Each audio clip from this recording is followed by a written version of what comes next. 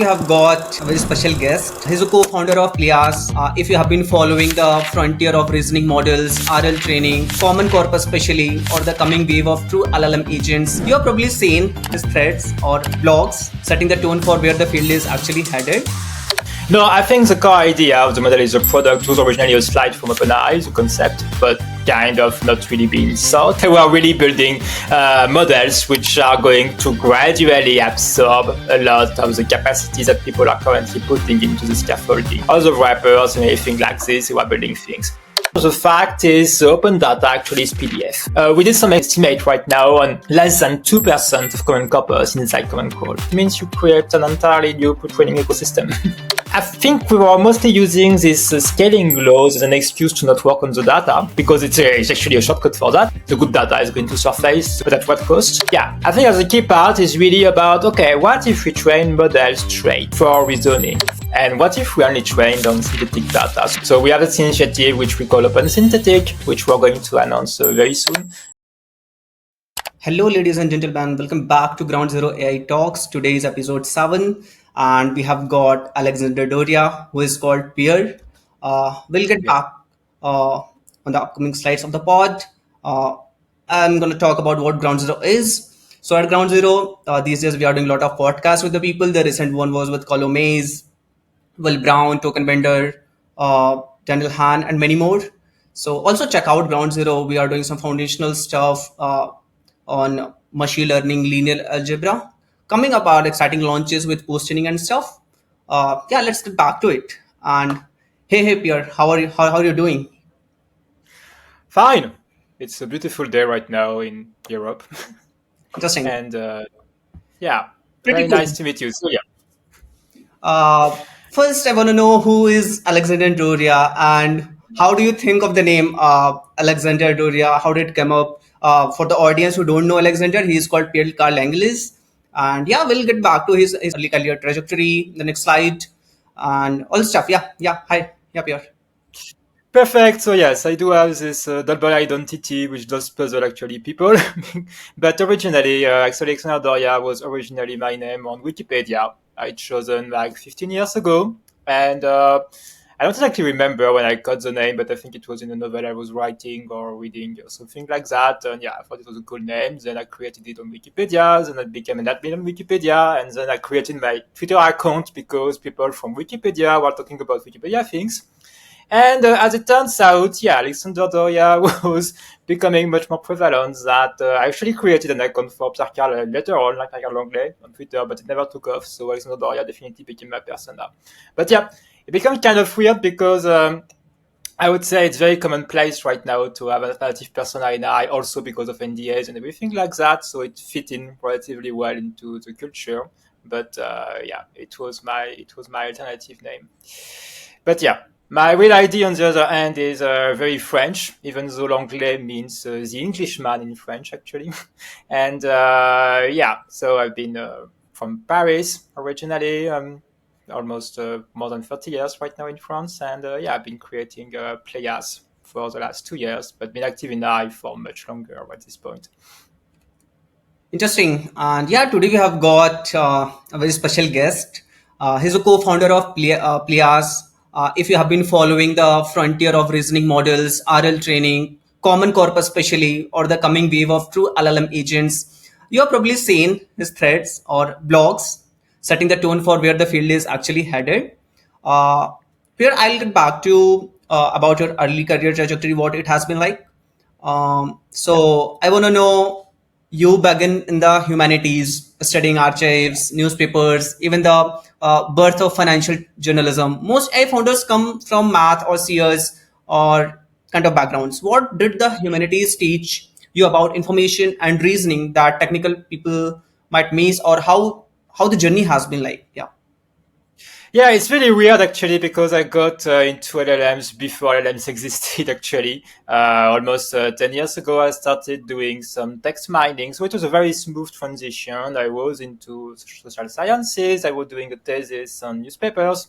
And it was right at the time when I started to digitize newspaper at a massive scale. So to give you an idea, right now, all of Wikipedia is like billion tokens, but all of the French newspaper digitized by French libraries like 100, well, like 50 times this amount, about 100 billion tokens. So it's enormous. And yeah, I was interested into history. I was interested into 19th century newspapers.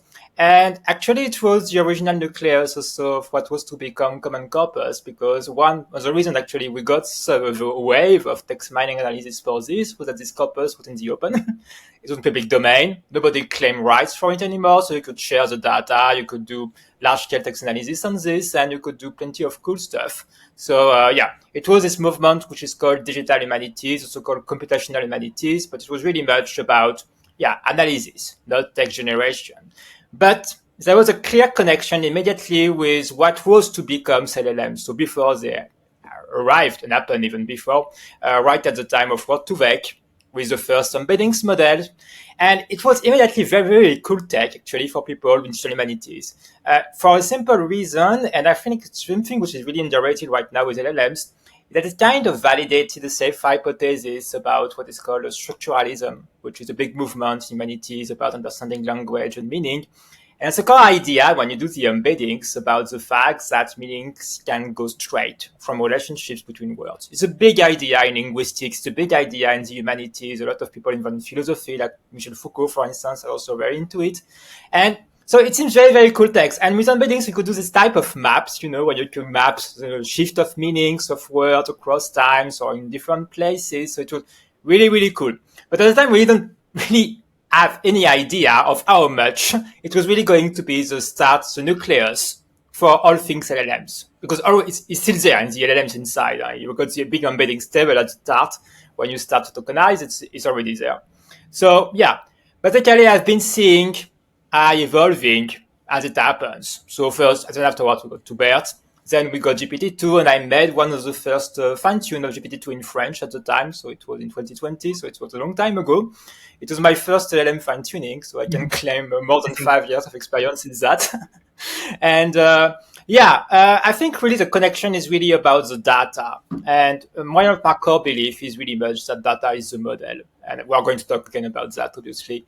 But I think it's really what humanities can bring. And I've seen actually a few people, it's not massive, but there were definitely a few people coming from humanities and afterwards took the jump toward LLMs. And mostly because, well, they're not technical originally, but they got situations that what really matters is how you're going to design the data, what you're going to make with it, and that's how you can create the models. I mean, that's quite a journey, actually. I'm also curious. Along this journey, you met some quite interesting people who kind of inspired or motivated you enough because you come from a very subtle humanities background. So Yeah. that I mean, this for me as well, for everyone, this space is the most hot space and interesting space to dive in. But I'm just curious if there was some specific people who you were following and kind of they motivated enough you to get started. Of course, yeah. Yeah, so at the time there was this tiny communities. Oh, So not only digital humanities is kind of wider, but then there was this thing called computational humanities, which was really much about, okay, we tried to apply even machine learning to humanities. We tried to predict some stuff, create, at the time it was like SVM, this type of thing, obviously, so it was really, really pre-LLMs. But there was this tiny communities, there was a few people actually that were kind of inspiring from me, so people like Ted Underwood, Ryan Cordell, which were really doing this bridge, between kind of cutting edge at the time. Actually, I researched because I got into embeddings very, very soon, like 2 years after the release of World 2X, and same for me, I started training my World 2X model very soon, and trying to do this translation of how we can transform this algorithm into something that can be useful for humanities research. So we have this concept of operationalization, which really meant, okay, think about literary genre, for instance, how you can create a classification model for this, but then afterwards even start thinking about whether the genre is consistent based on probabilities and stuff like this. That's really the core things we were kind of doing at the time. Most of people coming from the US, there was very, very few people working on that in France, obviously. And it was kind of a big inspiration for me, obviously, at the start before I started moving fully toward the LMs. interesting. Um, Also, I guess this is what pretty much inspired you enough to deep dive into AI research. But I guess that would have been an early experiment. You have been working around some models and stuff. The next is how did the idea of Pleias happen and it came out? How you met co-founders and how you think upon what exactly need to be solved here. Yeah, how about that? So yeah, very quickly. So first, I would say already Pleias was already in the making before, and it's kind of weird because Common Corpus actually is something I almost aggregated without knowing it Yeah. for 10 years, mostly for analysis originally. But yeah, I got all the new digitized press, and I went really into open science too. So the idea of open research, I've been writing reports for the European Commissions about how we regulate that and pushing for it. I've been even leaking a contract with Elsevier, the big publishing company. So I had this vision already. But then afterwards, yeah, I was working at the time in social media analysis and basically applying Bert's model for this. It was kind of already pre-LLM, but then ChatGPT happened and we got to the idea, okay, decoders can really be also very important. Reasoning can be important for annotations too. So we started thinking about that. And then we got this project with French public services and other regulated industries that were, and we saw actually there was a demand, which was kind of new, not just about API for ChatGPT, but really about, okay, people who wanted to host their models. And it was very, very early. So for the time when we started the project, there wasn't even VLLM, for instance. We discovered it on the site. It was really great because suddenly inferences was fast. And same thing for the models. We started with Falcon, so it seems like a long time ago.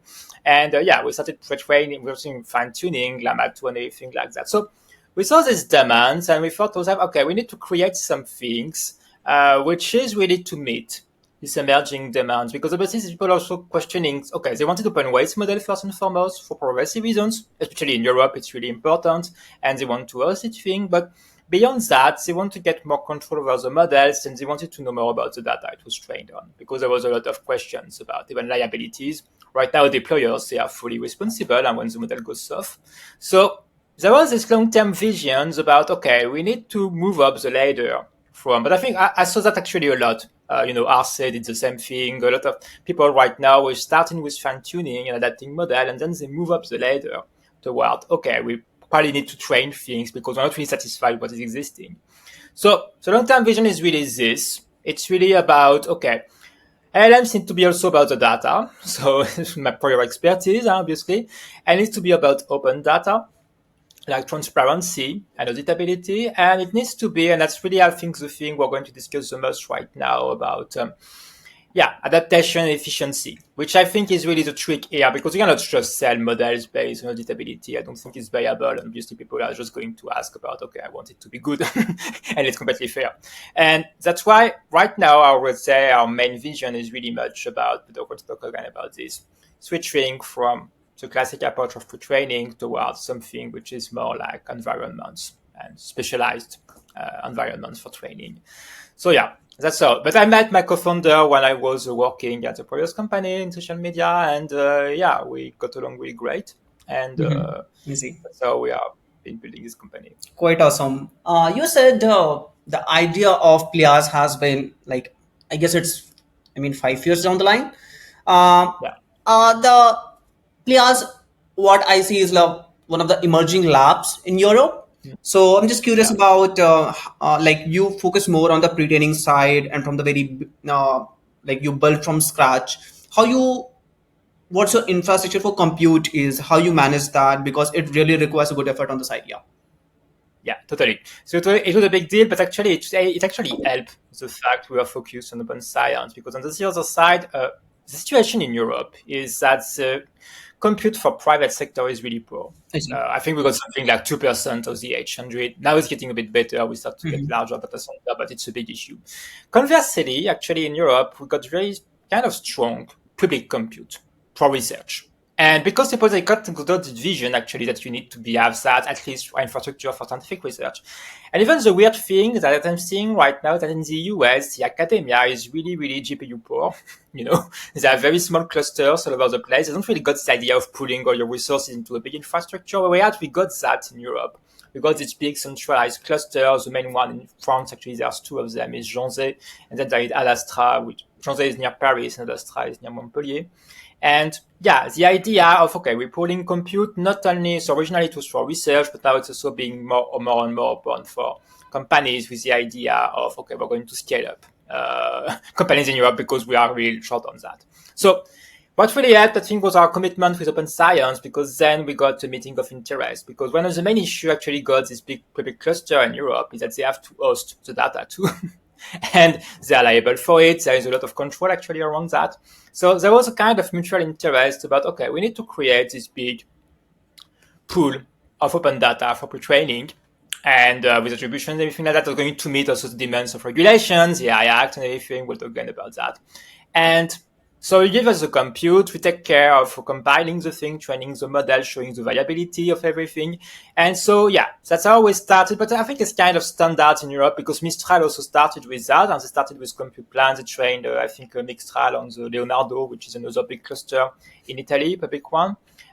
Because again, even if you were willing to put the price for it, there is really a lack of good private cluster in Europe. And by this, I mean also people having the experience of large-scale training. This is the only thing you can find actually in public cluster.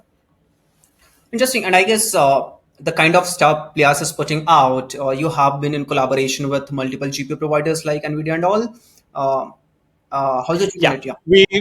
we pre-trained one of the model with Nebius, and we have been also in contact with several other providers. But and right now we are hosting everything on OVH, which is mostly a CPU provider originally, but now it's extending to GPUs. So yeah, and there is a scene now for data center kind of structuring in Europe. We've got full stacks that just some stuff. So yeah, it's going to get off. But I think right now it's really much about building this market in the first place, because one of the main issues I've been seeing when interacting, with people creating clusters in Europe is that what they're only seeing is small scale fine tuning. You cannot really scale demands for compute with that. So that's why actually kind of attractive, the different concept of training entirely new model on synthetic data. And if it's really working well, obviously it's going to create much more demand for compute. Quite interesting. I want people should know more about Pleias. So, how's the team? How's the work culture? How do you hire people? Can you talk about it? Totally. So I think first we are really European in concept, because we are based both in Paris and in Germany, in Wolfsburg. So we are one of the third co-founder, Ivan Yamchikov, is managing the IR research in IR research lab in the Technical University of Wolfsburg. So yeah, the team which is more focused on pre-training is in Wolfsburg, and we got more of the team on the synthetic data and applied side in Paris. And so yeah, the general vision. I think in terms of recruiting, actually, what really helped, because we know that a lot of labs are kind of struggling to recruit and everything like that. So first, the fact we are in Europe, and if you draw a map of people training models in Europe, okay, there is obviously Mistral, obviously, there is Silo, and then not that much else actually. So it's kind of limited. And the other big thing is really about, I think it's something which is valuable everywhere, is being committed to open science. And I think people are underestimating this part, because it makes you attractive to younger people, who actually need to publish, they need to be visible and everything. Well, they can go obviously invisible if they join a very large lab, obviously like OpenAI and everything like that. But before that, they need to build up some kind of portfolios. They need to be visible and so on. So yeah, we got actually lots of. We have really need actually to prospect for people, especially on the research side, because we got great candidature, almost spontaneous one. So yeah, right now we are about 10. And yeah, we start to grow because we got much more demand on the applied side. And but yeah, we're still a very small lab. Totally makes sense. And yeah, hope you the best of it. I have read a lot of your posts, and you have been talking about open science. And I mean, this is the new term people are listening about, because a lot of people talk about open source stuff. But what do you mean by open science here? Do you think the AI world has misunderstood what openness actually requires and stuff? Exactly. No, I think there is a lot of issues right now with the way we are being concept, I would say, in AI, because fundamentally AI is not really just a piece of code. It's weights being trained on data. It's fundamentally the way I would say it is scientific infrastructure. I think it's even truer if we move beyond the classic approach of pre-training towards synthetic environments, because then you need to have models training, you need to have recipes, you need to have data as inspiration, you need to have all this process, and that's actually what creates the models in the first place. So yeah, pushing for open science is really this idea of, it's kind of linked to what Thomas Wolfe in defense called open everything models. Like, okay, you need to have open code for trading, and now we start to get good framework also for this. Was really also an inspiration for this, for training on Nanotron, which is a framework for modeling phase. There are a few others which are good too. It needs to be about open weights, obviously, and with actually open license, which is something I also see a lot of open source washing. Like, okay, it's open except if you have more than 1 million in figures and stuff like that. No, sorry, it's not really open. And then really the key thing is really about open data, which I think is really the thing which is the most lacking right now. And I think it's slowing down AI progress at this point. Like, especially now that we are thinking more about our environment, about specializations, about static data. I think even for large labs, becoming too much of an ordeal, to start thinking all of these things in closed circles. At some point, you need to have the wider input of communities. And that's also something we wanted to push for. I'd say it's far from being attained right now. We're still very, very short on data. And even if you see, there are a lot of the data sets if you look at a green phase, but the ones valuable, actually, there are very few of them.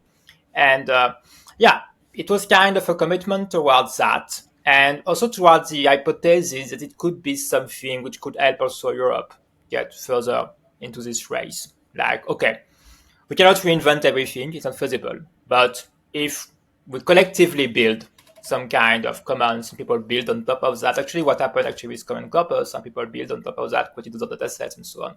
Then obviously it's create a much stronger ecosystem than if you do it all alone. Quite interesting. And the next part, the next slide is about how this podcast has happened. So yeah, Pierre was curious about.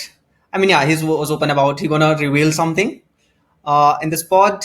The next slide is, yeah, what's the big reveal from Pleias which you're gonna announce from here? And I suppose there's a big release because whatever release I have seen from Pleias is quite markable. Like as everyone knows how Common Corpus has been being used in the industry. Yeah, it's your time. What's the big thing you're gonna talk about or the reveal basically? Yeah. Yeah, so basically it was kind of a leap of faith at some point. So the idea is that, okay, we talk more and more about static data. We talk a lot about mid-training, and I'm going to talk about that afterwards because it's a big focus. But then it was an idea actually I shared in the post I published about mid-training almost 1 year ago. It was, okay, what if we only trained on that? And what if we only trained on synthetic data? So there was some models that tried it, like 5, for instance, and they kind of backtracked it because the latest version now is more like hybrid. But I think it's an idea really worth revisiting, and it's really, really interesting for a variety of things. Making much stronger small models, making much more, it will play actually the idea of specialization. So lately I joked about the fact that now we could finally make Bloomberg GPT great. It was like the first idea of specialized model made by Bloomberg. It was a huge pre-training, and it turns out to be much worse than GPT-3. So it was kind of a culture at the time, but I think now it's kind of the time to revive that. And now I think one of the most interesting things is going to make open data much more viable. So yeah, we are started training on this. We are starting also doing a lot of tests with amplifications of memorization. And we're going to release this complete synthetic data generalist environment. So we have this initiative which we call OpenSynthetic, which we're going to announce very soon in partnership with Alliance. And that's really the core idea is about really, it goes even further into the idea of supporting this space, because the big intuition that I had for some time is the fact actually pre-training dataset is very noisy, so organic ones. And what we are doing right now is we try to train language models, so predicting the next word. But what we really want actually is reasoning models more of the time. And what if we take the shortcut and we go straight to this idea of, okay, we're going to simulate data. We're going to amplify the information we want to absolutely see memorized into the model. And yeah, that's a big announcement we're going to make. You're going to see multiple releases over the next weeks, and we're going to show actually it's considerably much more data efficient. That I've been really skeptical, when the Quen model was released, and it's poured like 46 trillion tokens, on the 600 million parameters model. So I think it was like 60,000 times chinchillas. And yeah, I think we can come back to something much more efficient, and we're going to show all this. Quite awesome, and I guess that would be pretty source for everyone to work around it, and for many use cases. Totally. Yeah. What I really want to see flourishing, what Prime Intellect did for reinforcement learning, I really want to see that for NanoGPT, like, okay, this kind of short scale pre-training, and we could, right now it's only being done, like mostly for model design. But what if we got simply with relatively short ones, good enough model for a variety of reasoning tasks? And we could really see the skills being evolving differently depending on how you adjust with that. I think we're really lacking this part. That's really what I want to support. I guess when this pod will come out, the release will already be there. But I'm interesting in this release. What is something unique gonna share about that worked for you, or like you were mind blown when seeing that spark or whatever? Yeah. Yeah, totally. So I think there are two things. So first, we actually made a lot of experiments, synthetic reasonings, and with the core idea of helping the model to figure out especially information. And what was actually really impressive was first the fact that you could get small models to reliably do things that seem completely out of reach. And here I'm thinking especially, well, we have seen that a bit in math already. Other publications did that, they really show that, okay, you can get actually models, really good math prover, and 2 billion parameters. But what we've been seeing, for instance, was really impressive for me lately was model being very good at creative writing. And by this I mean sustaining, a complete text, a very, very long text, very, very good style. So the type of things you're only expecting right now from GPT-5 into a model which is like 400 million parameters. So I think it's kind of confirming it's a lot in the data.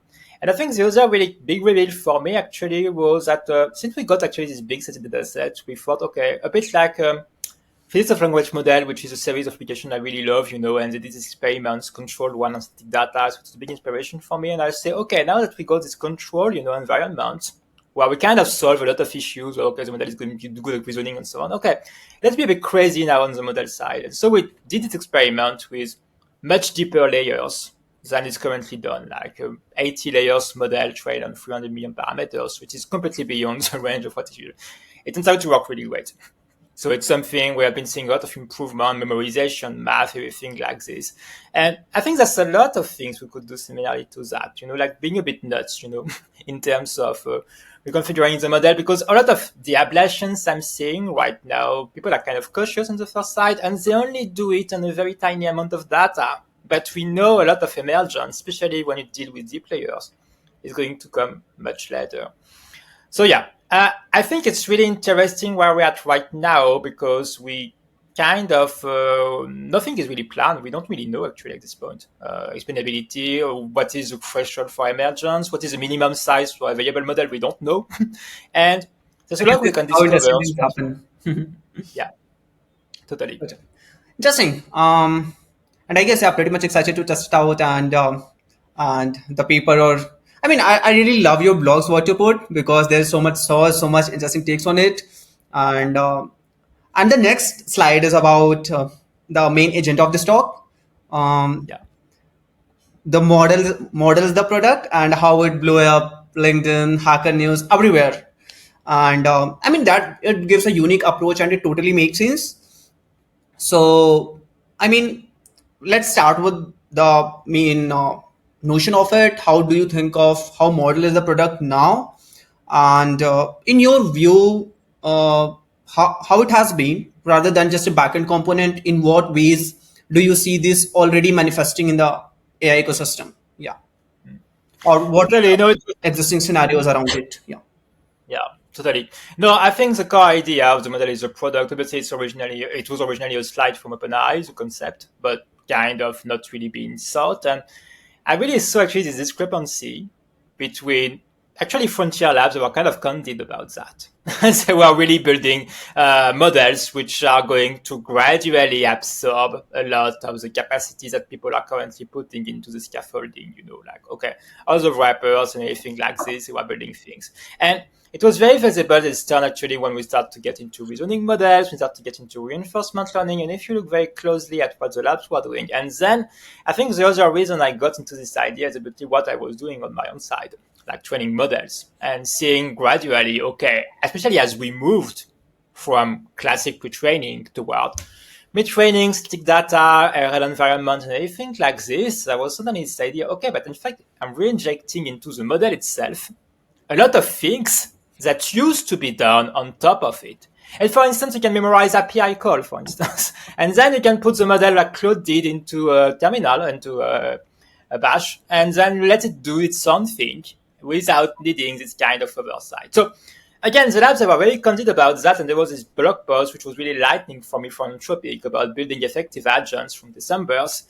And it was really about that where they have been seeing that this strong definition of agents, which is not about something you can wrap on top with a lot of process, which is kind of getting in against the Peter lesson, but really about, okay, something which control its own workflow. And the model should be able to decide to call things from the inside rather than having to be orchestrated. So yeah, I've been seeing this shift, and I've been seeing a lot of dissonance because on the side, obviously, we try to, when we launched Pleias, we try to interact with investors and things like that, and we saw actually a big discrepancy into the understanding and not really getting why actually we were pre-training in the first place. It seems to be kind of odd. And yeah, I kind of saw this important concept. So yeah, but there is a product, or really something I wrote on the side, not really thinking clearly about the implications or anything, but it was right at the right time, I guess, when Cloud Code was just emerging and starting to get some steam. And yeah, it really blew up in terms of, yeah, I think it's really important. I think it's really linked to the idea of how we can fund innovation right now, I would say. Because if you look at the big labs, how they are funded, the part from investors and VCs, classic ones, is super tiny. It's mostly strategic investors, or so there is kind of a discrepancy here in terms of what really creates values into the ecosystem right now.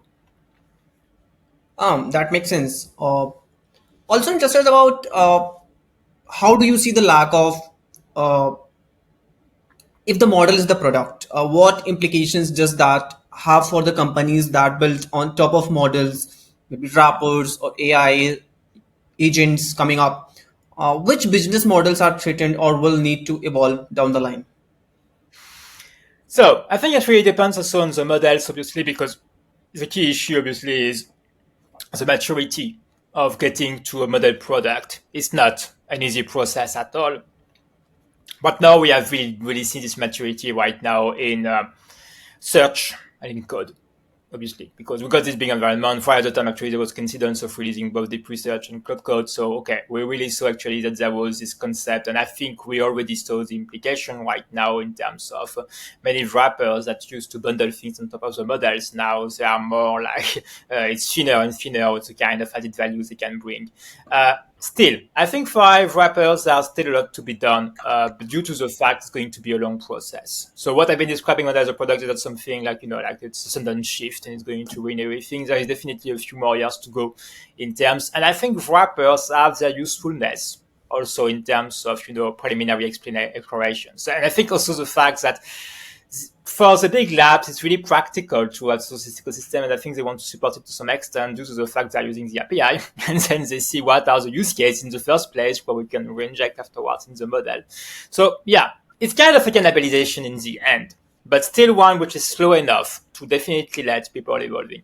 Still, I think long terms, what we're going to see, and actually really how we position players, but also as how I see a few more small labs now positioning, like Moondreams or Arce and a few others.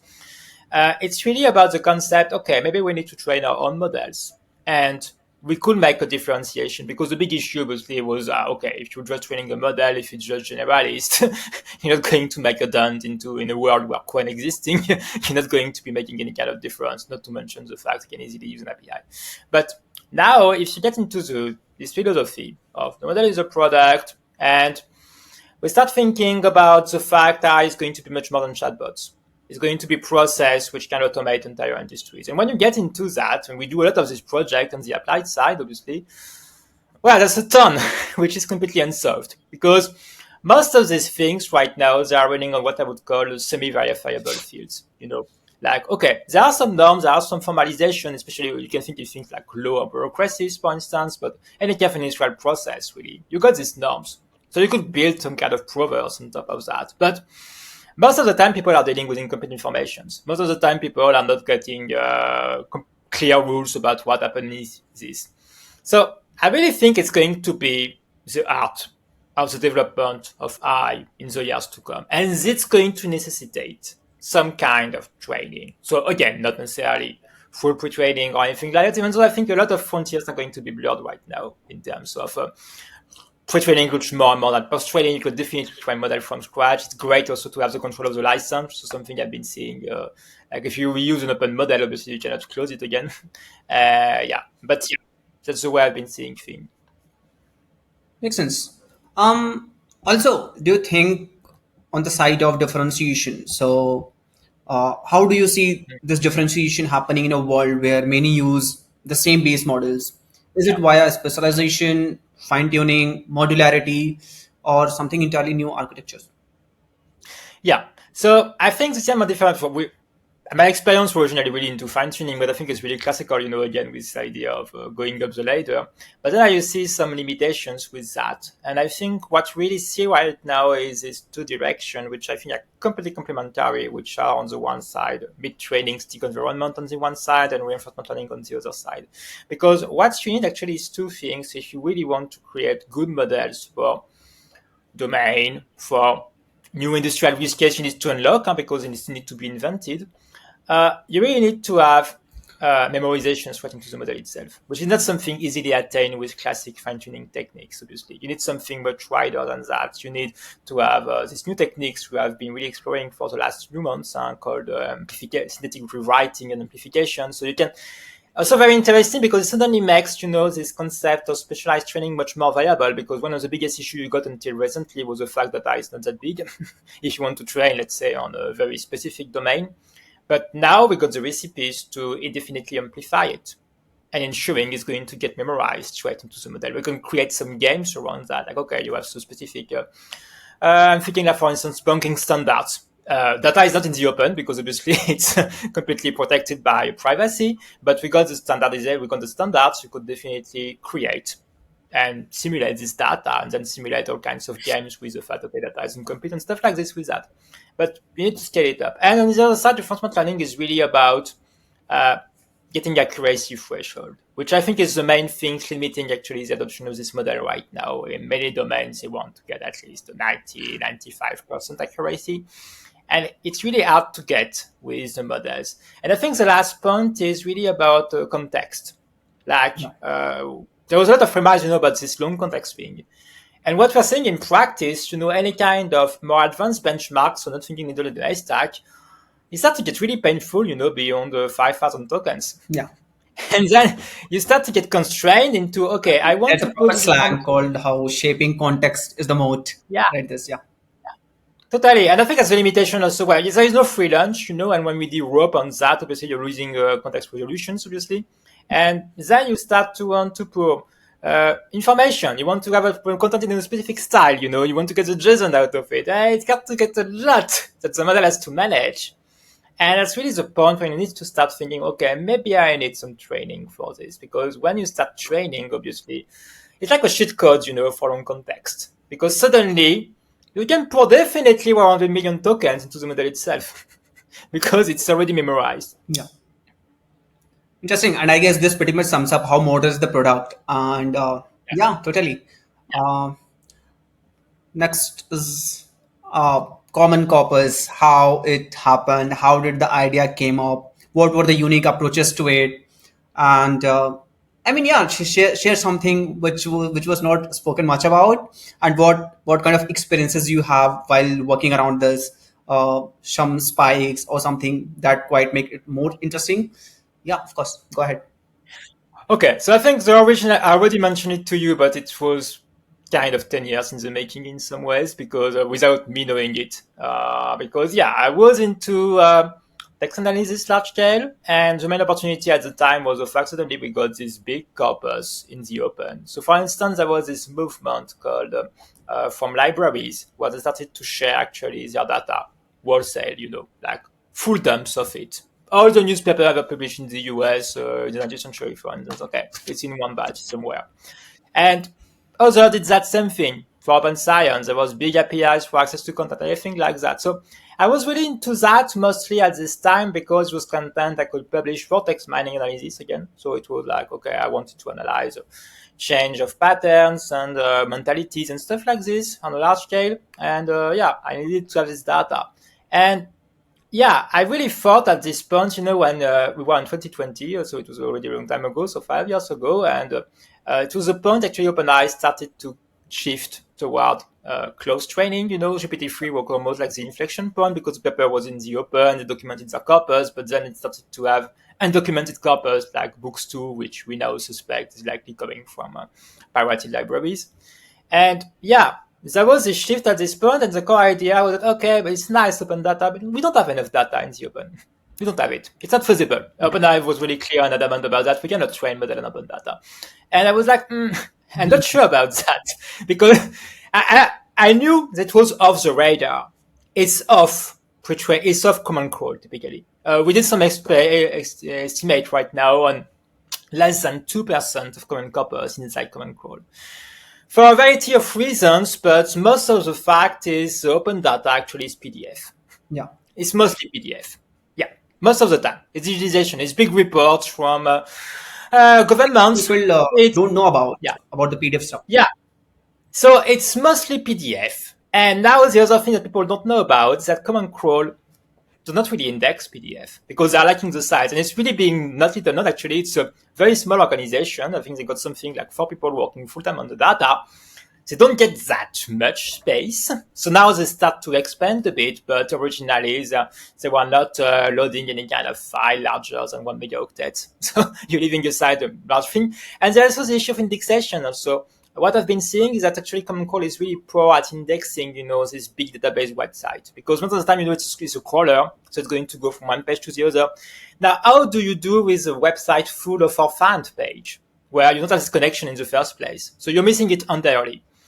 So, yeah, we got this idea in the first place about, okay, actually, there's a lot of content even not used in trainings. I think what's one of the great ideas with Common Corpus, beyond the fact reusable, actually, it adds up a lot more. It's common not part actually at all on the common ecosystem of training. And yeah, we got this idea at the start of Pleias, but also building on the fact I was convinced it was feasible. So we started to release this big data set gradually on the game phase. We started with the big domains because it was relatively easy because again, this library, they got this commitment to publish these big collections of things, collection as data. And then we gradually, the first nucleus was something like 600 billion tokens. It was really big again. People write a lot in the past, and it's being digitized. And then we gradually expanded it. And there was a project we tried to do the same thing around the same time. So I later launched Common Pile, but it was limited only to English. And we wanted to do it multilingual. So the idea was a bit different. And yeah, it was really growing this way. But I think the main challenges was really much about, okay, if you do that, as I mentioned, it's only 2%, which is common with crawl. So it means you create an entirely new training ecosystem. Yeah. A lot of things don't apply. For instance, we have much less issue duplications because it's a big issue in the web. You got thousands of identical scans to the same website, thousands of, this type of SEO optimized websites copying from the others. We don't have that really actually in PDFs. But on the other hand, we got a lot of issues with optical character recognition because it's digitized. So you got a lot of mangled text. We have to train models for doing the corrections to identify when it was really too poor for training. And yeah, the issue of, okay, it's a PDF, so it's a document, and you get a lot of paratext, that can be bundled inside. It's not quite that easy for training. So yeah, we had to develop, and we even trained actually a set of classifiers for multilinguality because they were not existing at all in the open. So yeah, that was the main work. Pretty interesting. And I guess Yeah, I mean, what happens in the background is also matter most of the time, because this gives pretty much idea about the if and buts of the stuff. Interestingly, how do you think about the lack of, because this is one of the root Yeah. problems, the lack of open, legally clear data sets shaping the trajectory of LLM research today? And is this a bit bigger bottleneck than compute at this point? Yeah, definitely. I think especially for small labs. I think we wanted to solve both issues. So that was first, obviously already a project doing that on crawl, but we really wanted to add, this other piece of content which was not part of crawls. And yeah, like fine web and everything like that. We did great work to make it accessible. And I think this movement really helped to kind of, I will not say completely leverage the field because we are still very far off what the frontier labs have access to, obviously, but still make it more competitive by having access to data and stimulating even research. Like I was thinking, for instance, on the GPT speedruns, this type of things. That's the one aspect. But then there is really the issue of legality clear. One of the main issue we got actually with crawls right now, especially in Europe, you cannot release that. You can train on it. We got an exception for text mining right now, so it's okay. We cannot release it. And obviously, it's going to be limiting the amount of, yeah, common building, you can top. Because once again, I think it's your small actors who we have, it's really in your interest to pool resources and so on. But we cannot do that if we don't legally clear. So what we got in Common Corpus, really important, we got this column with licensing. For every piece of content, we know exactly the kind of license that apply, and we only took license allowing for full commercial reuse. So that's really the key things right now. But yeah, I think now it's becoming actually even more important at this point for the new cycle of synthetic data. Because if you want to make good synthetic data, you need to ground it. You need to what is called back translation, this type of thing. So you really need actually, that's especially what we're going to announce shortly, this initiative called OpenSynthetic. You really want to have a large enough pool of resources we can use. And I think it's going to be really great for open data as this process, where if it happens well, because I would say the main limitation I'm seeing right now with Common Corpus is the fact that coverage is unequal. Like obviously we don't get books, we don't get literature, especially very old one. And we're also short on a lot of even pedagogic content because scientific content is highly open, but not the content being made by schools and stuff like this.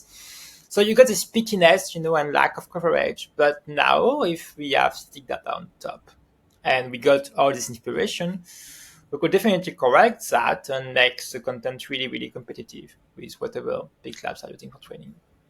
I really like the term open synthetic, what you're gonna do, of course. Um, Also, like for those who don't know, down the line, Anthropic laid down Common Corpus for the mechanistic interpretability work they have done on the transformer circuits. What specific qualities of Common Corpus do you think it makes it particularly suitable for this kind of circuit level analysis? And yeah, it's trajectory enough. So I think the main point obviously is about realizability because this is part of the Anthropic theory, which is really open science. So they don't open the model at all, obviously, but they really want actually they really care about interpretability and they want people to potentially redo their research. And for this, you need to have data which you can actually release. Yeah. So that's the key thing. So yeah, I think it was the first aspect. I think the second one obviously is about the diversity of Common Corpus in contrast to crawl. The fact it's very, very divergent since once again, it's a very different copies. And we got especially data from books, digitized book, also great for long context. To give you an idea, the mean size of a text on Common Crawl is about 300 words max. So it's really short, actually, not great for long context. Whereas on Common Corpus, the median size is more like 10,000 tokens because we have a lot of articles, reports, and books, and anything like that. So it's also great for this type of analysis.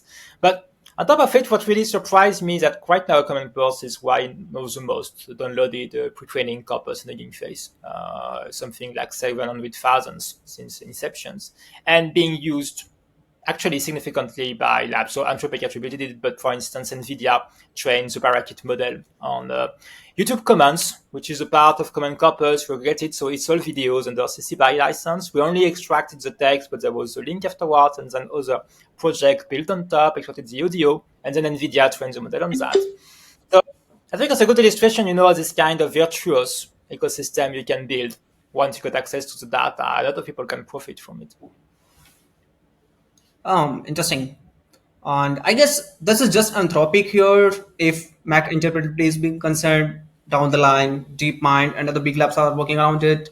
I guess there is something, some wiring or something interesting with Common Corpus that is making it happen on the very root of what you're saying on the circuit level analysis or the very which was not very much possible with the common crawl. Yeah, share thoughts on it.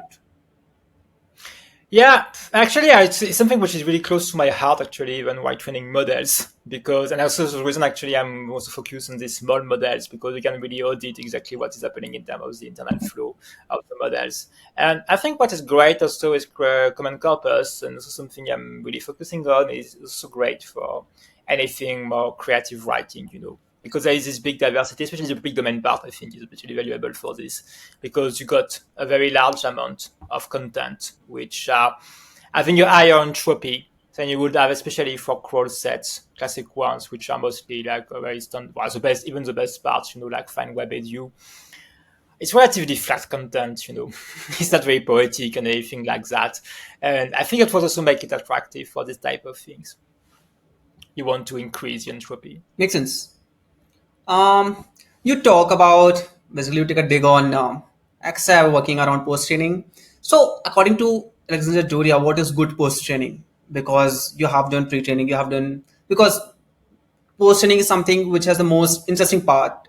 You play around this, and this is what a naive user who has no idea about how pre-training is being done, how this model is being trained, but he want to know about post-training because that is something he gonna witness it or he gonna experiment it out. So, according to you, what is good post-training recipe, or what do you think about it at its core? Yeah. I think it's really linked to the fact that your model is data at some point. So if you're doing the standard pre-training approach, okay, what you actually have in the end is a model which contains multitudes at some point. It's all kinds of things. Yeah, I see it very clearly when I started to do the pre-training on Common Corpus, because then, there was all this specific collection I know about, and then I could see it again in the model itself. So it was kind of fun. But beyond that, it's not a model yet, it's a base model. So it's not really, it's something that still needs to be worked on afterwards. And getting a good post training, I think it's very simple. I'm going to use this example. We got actually many release from models, and then you ask it, okay, who are you? And it answers, oh, I'm ChatGPT. Yeah. That's bad training, frankly. So fundamentally, it's really about, okay, the model should get some kind of incarnation, maybe to get maybe a style, I don't know, it's something like that. I'm working a lot with that for static reasoning. I've been defining this specific draft style I've been working on. It's really something that I think is going to help also. Well, it creates obviously an entity for the model, but I think it helps, like with the flow of information within the model itself. And yeah, it should get what I think one of the most interesting also aspect I like with Anthropic is all their work, even though they don't really publish it, about personality tuning, which is really something untapped right now, I would say, model training. Like, okay, you are doing, especially, it's kind of weird because I'm not really the most convinced person, for chatbot use case. I do think right now what's going to be interesting with the model is more like, okay, being hidden in the process somewhere, like good agents. But if you really want to go to chatbots, I'm sorry, it has to have a good character at some point. It has to have some personality and everything like this.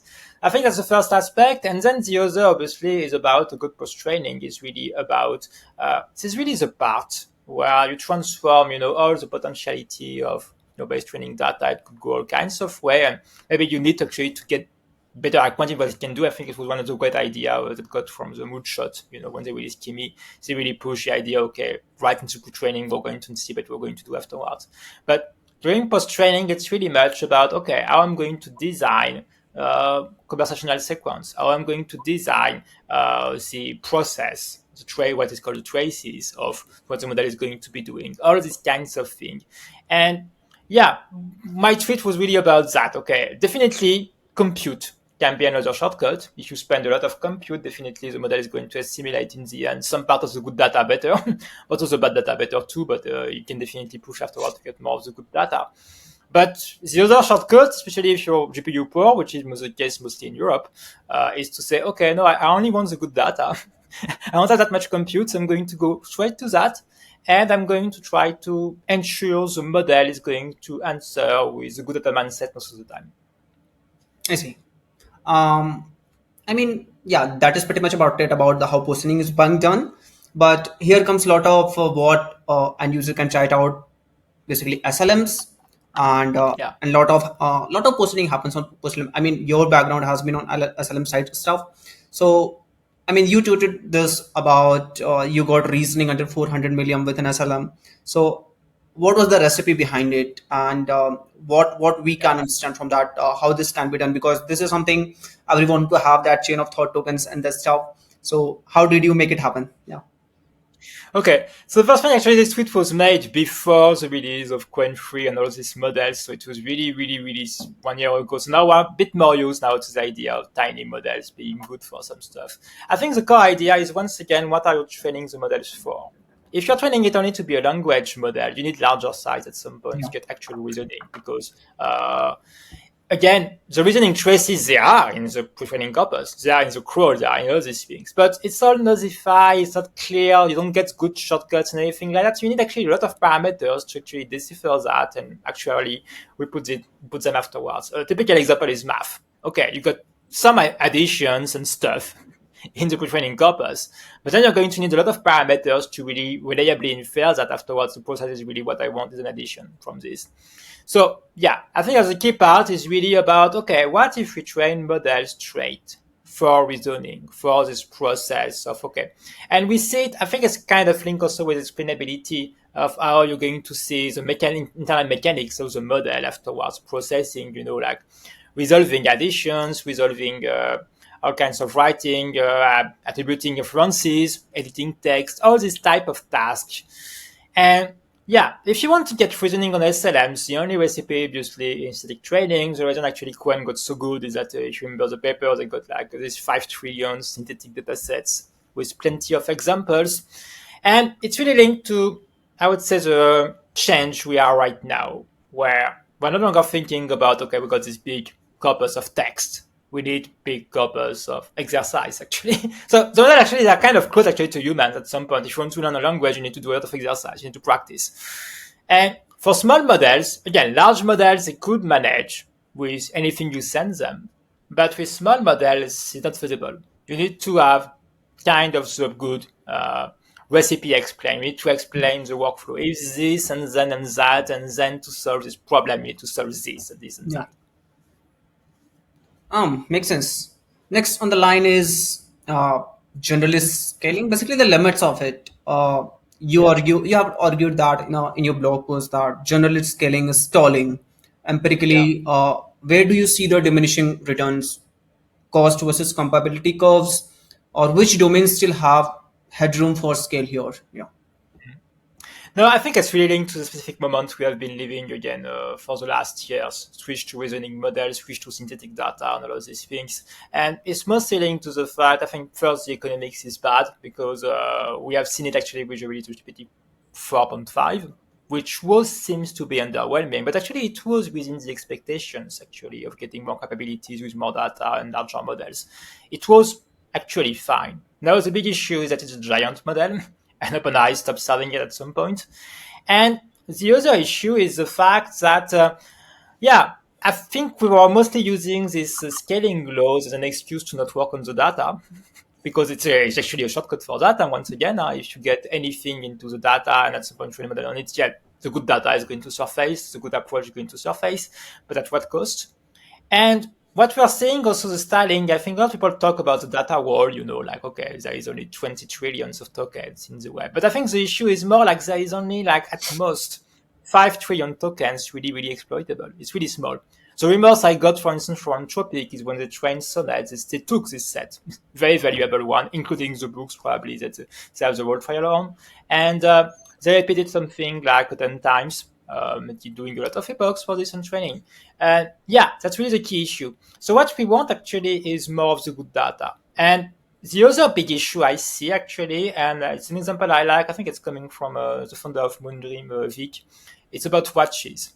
If you took a VLMs right now for reading the time, it's really bad at it. And the core reason for this is that if you type watch on Google Images, you get plenty of watch at stop time, at 10 minus 10. And it's because actually the web is used for selling products. It's not used, for embodied experience in the real world. And it's the same experience I'm seeing right now, I think, for most of the models being trained on crawls, they are lacking a lot of information, which is not there on the web, or which is not there actually on the crawled web. So I'm going back to the fact we don't have the PDFs in training. So yeah, I think right now we are really at an inflection point where we start thinking not more about, okay, how much data I can get, on kinds of data, I don't care about where it comes from, and more about what kind of data I want to create, actually. I want to write in the first place. Actually, the philosophy I'm right now with the models, where I'm evaluating it and I'm saying, okay, it's not that good in French. Okay, I'm going to generate more French. Oh, interesting. Um, on that note, do you think there could be uh, domains, maybe multimodal, robotics, reasoning, where bigger is better continues to buy huge leaps, or will specialization always beat skill soon?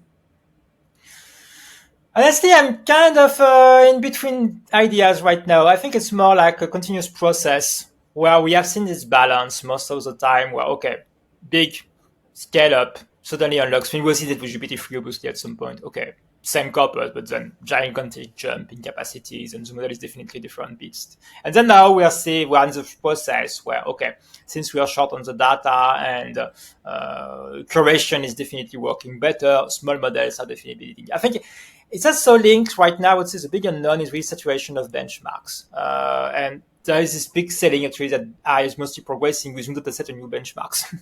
And what we're seeing right now is a lot of saturations. And I think mostly because we are kind of lacking imagination where we could deploy the models at this point. And I do expect, actually, it's something I mentioned actually in my other blog post, that we are right now in this phase of specialization because we need to create this data, I think, really. So we need to think about environment right now. And I think it's going to last at least 2 or 3 years where we're going to be doing that. And then it's kind of likely maybe we're going to go back to this idea maybe of not necessarily larger models, but at least this concept of maybe consolidating all these environments, into big ones.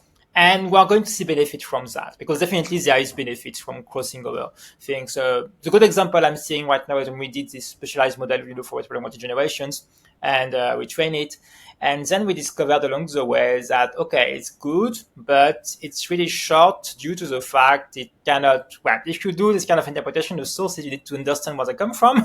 You need to perform an addition, you need to perform all these things. So there is benefits, definitely, into generalization. So yeah, I think it's a complex process, but what I'm really skeptical actually is about the idea of having trillions parameters model and stuff like this. I'm not really sure it's that much needed.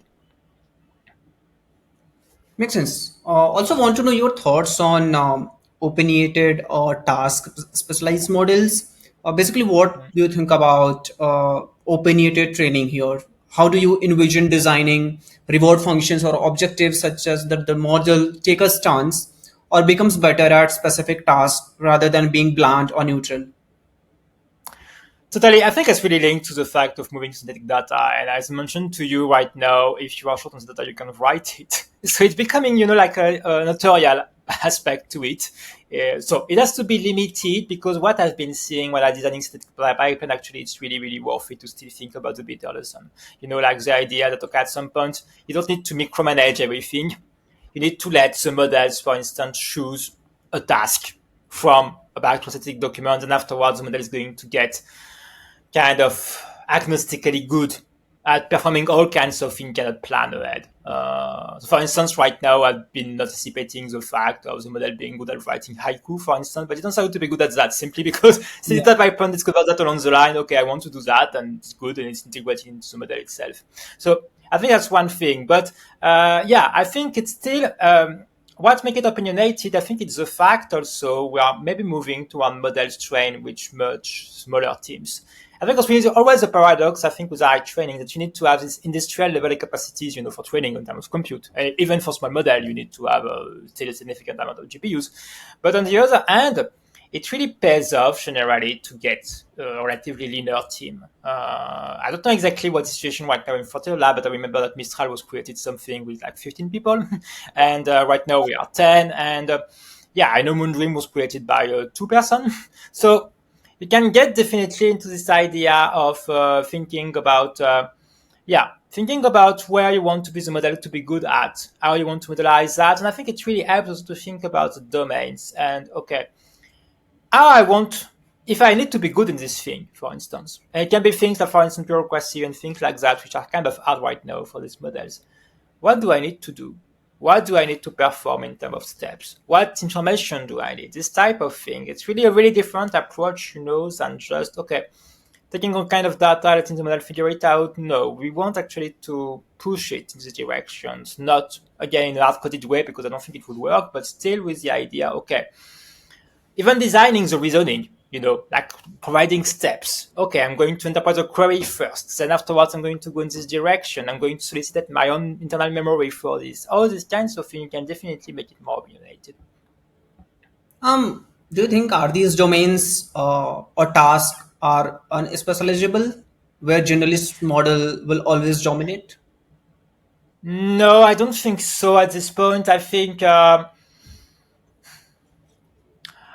are general capacities, like search, for instance, which definitely benefit, or even what we talk about generation, which is another example where actually I learned my bomb bitter lesson for this.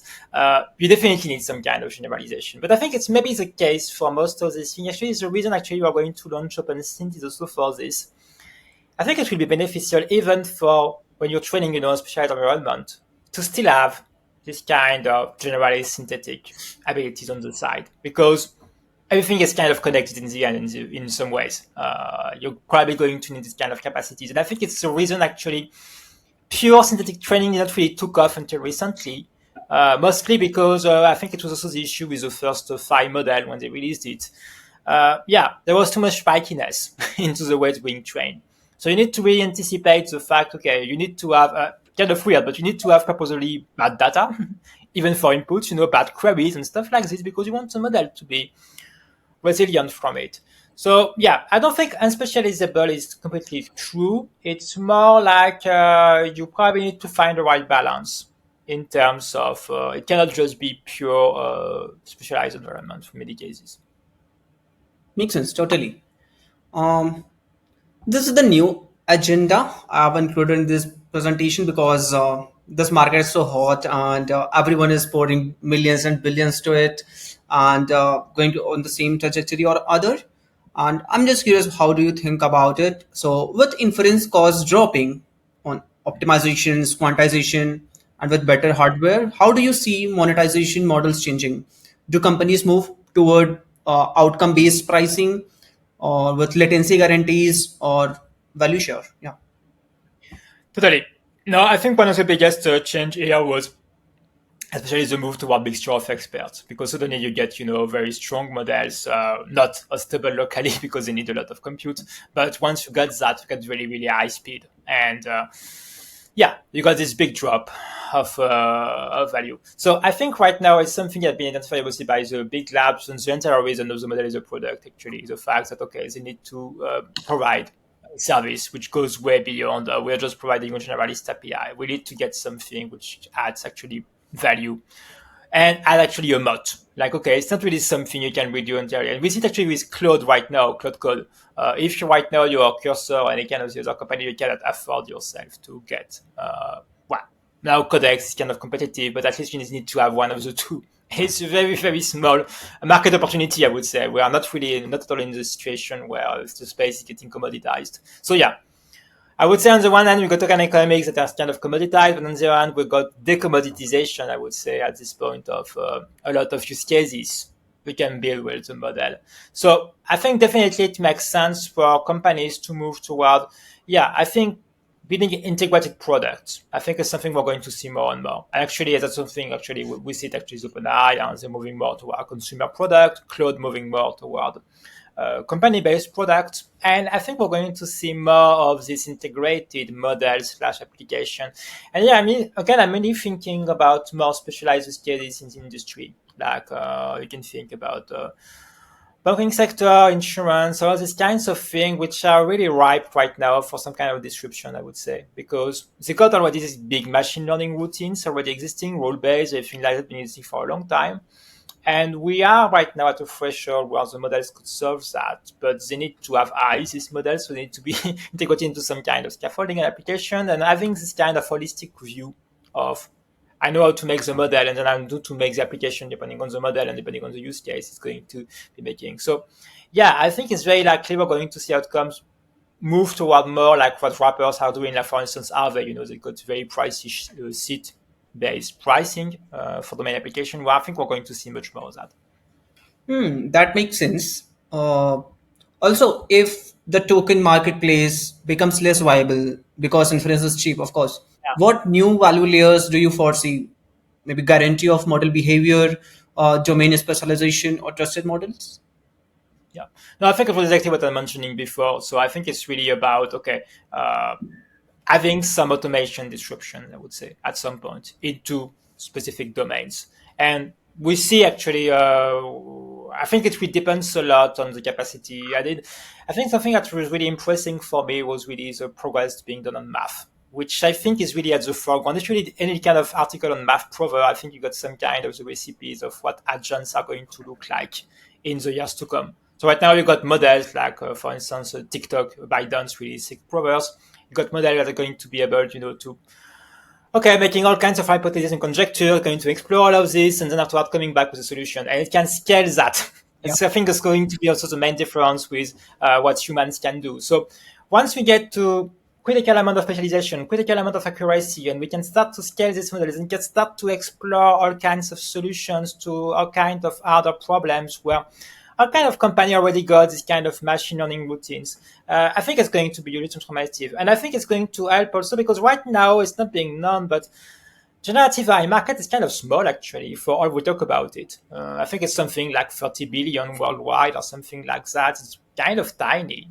And I do think right now, if we want to expand it in terms of revenue, we need to move toward what I think is going to first cannibalize all the AI. Like machine learning is already a big market, actually, if you Yeah. think in terms of value it creates. And right now, the great thing with these models, actually, in comparison with any kind of symbolic logic, which is why I applied, is the fact, yeah, they are kind of autonomous. They understand the problem. They understand the input. They can manage when things go soft. They can backtrack, all these kinds of things. And I think it's going to be hugely transformative, but we still need to invent and put inside the model, all these workflows, all these recipes, which are domain specific. And clearly, I think, the turn toward the regime, toward all the labs moving toward all this being an experience and stuff like this was really about that. Makes sense. On that note, what are the major technical obstacles to embedding workflows, memory, tool uses, planning, etc. are there inside a model? So obviously you need to have some domain expertise, and I think it's not only about the data, but it's really about having people actually, because a lot of things Makes don't exist actually right now. I would say we need to invent it, we need to create it. We have seen it for code actually, and I think most of the progress was really about we're creating these agent traces to actually write down a lot of process. We don't have any kind of things, and we're going to see it a lot in other domains right now. So I think that's the first limitation. I would say the second one is really about context engineering. So it goes back to what we said previously, the fact long context is not really solved. And now what we have with identification is another problem, which is long output. Like, okay, if you want to test a lot of things, you need to look back, you need to keep the memorization of the previous inputs you had and going to backtrack and anything like this. And obviously it's going to add up to the tension within the model itself. So yeah, I think all these parts are kind of not completely solved at this point. And I think the last point is really about the scalability of it all. Like, my experience, I've been designing static pipelines. I've been gradually moving on from, trying to micromanage stuff to gradually abstract it away in terms of, I need to have a generic model to write queries, for instance. And then afterwards, I'm going to add a bunch of disturbance around that, but it's going to be the same model being used all the time. You really need to go up this abstraction ladder because you cannot micromanage everything. And one of the most interesting things about this model is really about the bit relation. It's all about that actually. If you read the text, it's really about how, in the end, all the tiny symbolic process we have put everywhere right now that's running a lot of industries are going to be replaced by a model that can scale search and learning. Yeah, I guess the marketplace is scary, of course. Yeah. Makes sense. Also, we are discussing a small model here, so Yeah. smaller labs. So, how do you think smaller labs or open source projects compete when training infrastructure is expensive and capital heavy? I mean, of course, from your experience at Pleias itself. Totally. I think it's a good time to do that because we are at this inflection point where compute is absolutely needed, and you're going to need in new ways, definitely to generate data typically. So definitely something you should care about. But the nice thing again is the fact it's not something which is a hard compute build. You need to you have one shot, at training the top model, and then you fail it, and you're over, game over. It's more right now a long series of small iterations you can do to get the data better. To I think it's really worth it if you're a small app to start training small model, even though I'm not that well. As someone who really push for small model, I'm not completely sure at this point it's going to be the end game. But you need that for fast iteration. You need that to scale up your research. You need that to scale up your approach and quickly publish things and showing, okay, you can definitely be competitive with state of the art, all these kinds of things. But yeah, it's kind of a long run, I would say, and I would really start, by doing this kind of experiments in the open. I think it really helps also in terms of visibility and everything like that. And then afterwards, it gets you, well, it's kind of stupid, but it gets you customers actually. And many of our major projects, we got them because I've been active, as sharing information and so on. And people notice, okay, definitely this person knows something about eye training, and we don't have that many people doing that in Europe actually. So maybe it could be interesting for our project. So right now, Pleias is completely bootstrapped. We never raised, and we have mostly been advancing through this kind of applied project, and there's definitely a path towards that. I mean, raising a capital for this, I mean, this could be a bit skeptical. Not for a small horizon, but down the line. Do you think raising capital is required? It's hard to say. It depends also with who you are raising, I would say. Because a lot of issues I've been seeing with some labs that actually over-raised is that at some point, okay, they got straight into gigantic, over-ambitious projects, they didn't pan out, and I think it's really good, to scale gradually and get expertise and experience. That's the first thing. And yeah, they go straight with a gigantic team, which is, again, not really a good idea, I think, for training models. You need to have a leaner team. Second issue, obviously, is the fact you're not really in control. And the experience I've got actually with investors, well, some were good, but a lot of them had a lot of preconceived ideas, about what is going to be useful for eye training and not really seeing the bigger pictures of the tech changing because obviously they're not really tech person, which is normal. But then they don't see exactly the kind of disruptions that are going to come. Like, for instance, small models was really not something you could talk about 1 year ago. Now, obviously, things have changed. And right now, the core idea that, okay, pre-training as we know it is ending, and synthetic environments are going to be so much important. And even RL, when I wrote the model as a product, it was really, really minority opinions among the people working in investing. Now it has changed. But yeah, I think you got this delay which can be costly because once you get people on board, obviously, which are who are funding for you, they're definitely going to want to direct some of the directions you want to push you for. Makes sense, totally. The next is if the model is going to subsume the logic of orchestration, planning, error handling, routing or fallback, what new architectural or training capabilities does the model need? Or maybe memory, meta control, internal simulation, or Memorization. self monitoring? Yeah, what do you think about it? Totally, memorization for sure. I think it's a key part, and really the idea of tricking, cheating with context by having a lot of things you're going to deploy. I think the key thing is really about when we see actually humans actually as are working with all kinds of in all kind of situations where they know a lot of things, and there isn't that many to know actually. People things are not changing that much. And we know right now that even models, when you're training them, okay, maybe they got something like 1 year's run up before being completely outpaced by SOTA. So, and a lot of things are not changing that fast. Even API calls, things like this, or even processes, or understanding. Typical thing I think is willing to be usually useful is even data processing. Understanding, okay, what is the structure of the data? We can manage that. What are the typology? Right now, we are going to train a model on Wikidata, which is really the centerpiece of semantic data.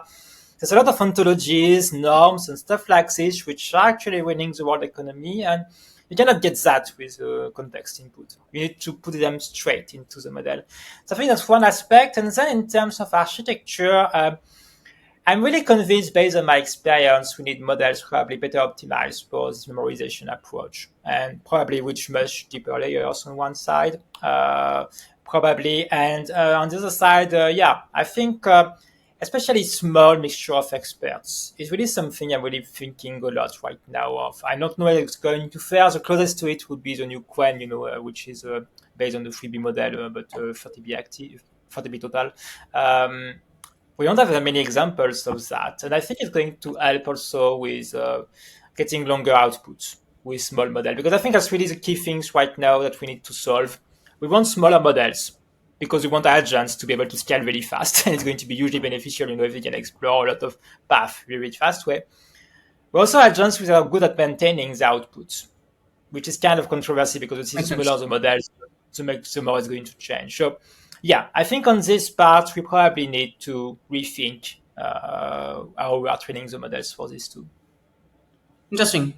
The next slide is about, we're going to talk about RL and reasoning. So my first question would be, training agentic models will require letting the models generate drafts, verify them, plan, backtrack, etc. What are the biggest open questions in designing verifier function, especially for ambiguous or subjective tasks, Yeah. according to you? So I think the biggest issue is that right now, I think it's kind of linked to what OpenAI was talking about when they talk about the universal verifiers, and the reality is that actually we talk a lot about RLVR, so reinforcement learning for verifiable tags, but actually I think right now most of the RL evolution is being led by using LLM judge. So having other models judging the output, sometimes based on content the model don't necessarily have access to, so which is also going to help us make the process better. But yeah, so right now we have this big idea of it's actually a good bet that models are better at evaluating and generating too. So the idea that, okay, if they have access also to the answer, obviously they can also access that. So yeah, I think right now it's going to be very useful again for anything semi-verifiable too. And I think that's one of the biggest ideas we got with RL at this point is about, okay, making processes more straightforward, cleaner in a way to get toward good output. I think the other big issue is about, I think it's another form of distillation for small models, like having a very strong judge and then going to correct and ensure it's going to get into the right answer.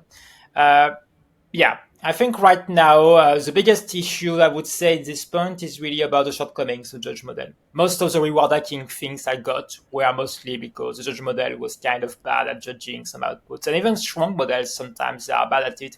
Typically, for anything about linguistic task, I would say, like you want to assess whether or not it's well written, models are kind of bad at it, and we have seen this issue even with OpenAI at some point.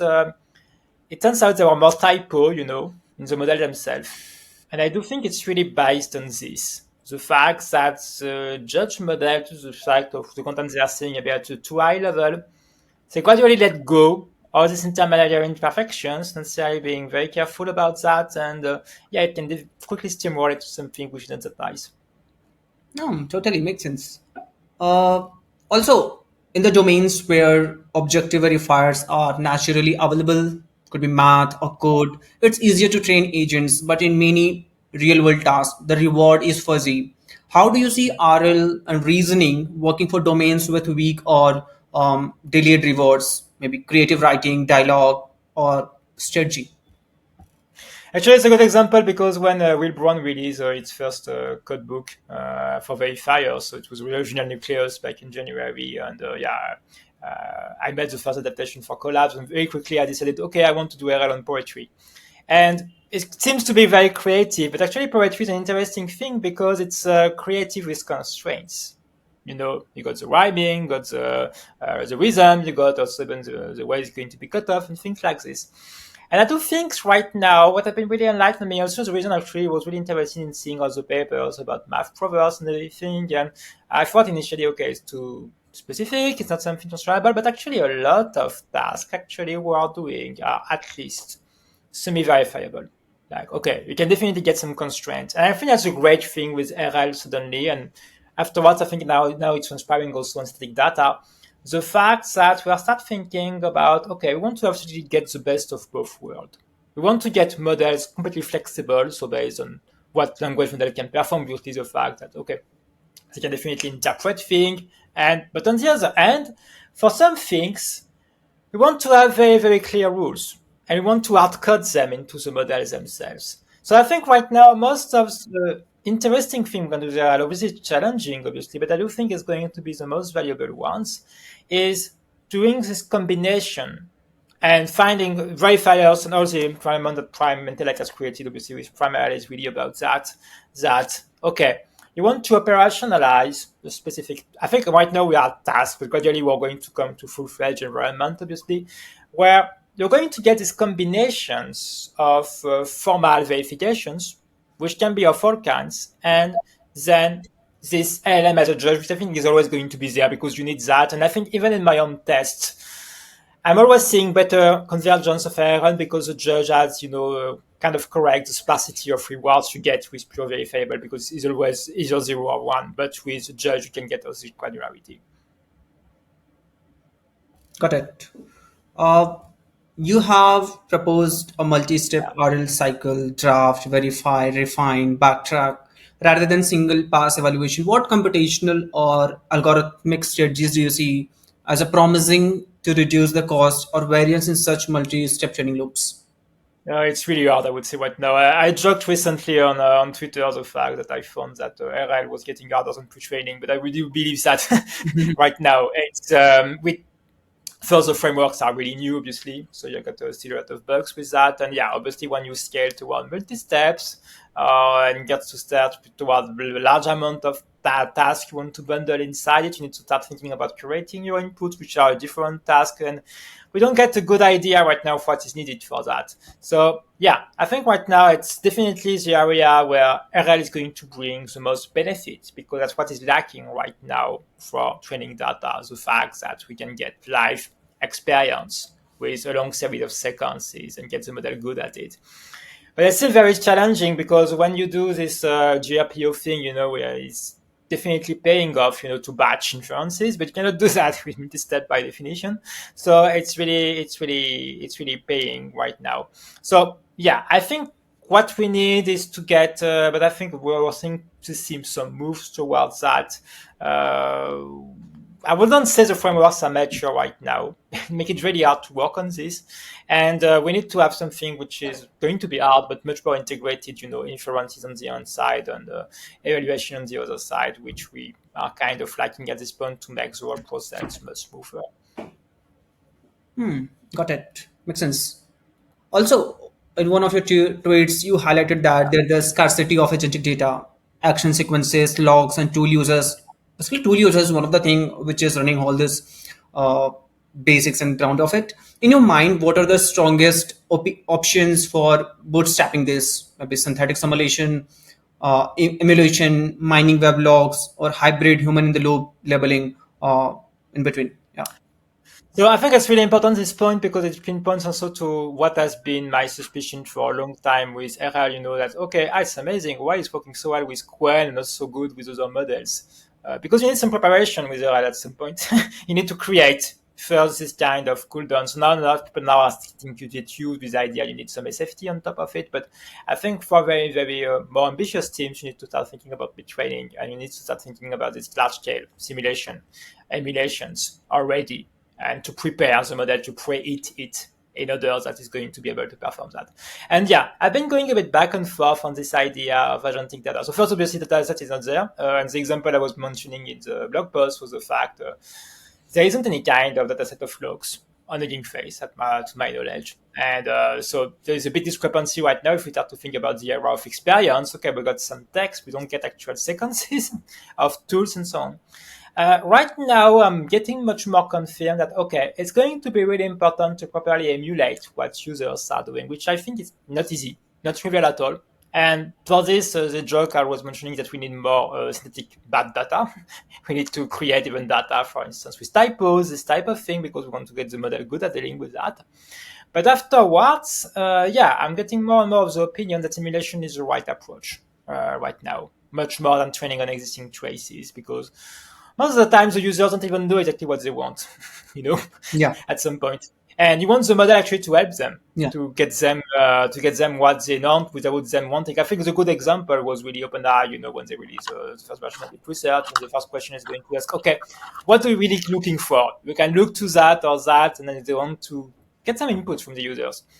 I think it's really, really a good approach here for this. And that's why I think it's really important at this point that any kind of person that wants to get into synthetic environment needs to know what the environment is about. You need to really dig yourself into it, okay, what is exactly the way people are working with this? You need to be some kind of an expert for this. And yeah, I think it's going to be one of the reasons I think this part is going to be kind of rare at this point, because you need to get this kind of almost holistic vision of training models. What I'm doing with synthetic data, and I'm going to send the model. On the other side, you need to get kind of good at the domain you want to operationalize. Makes sense, totally.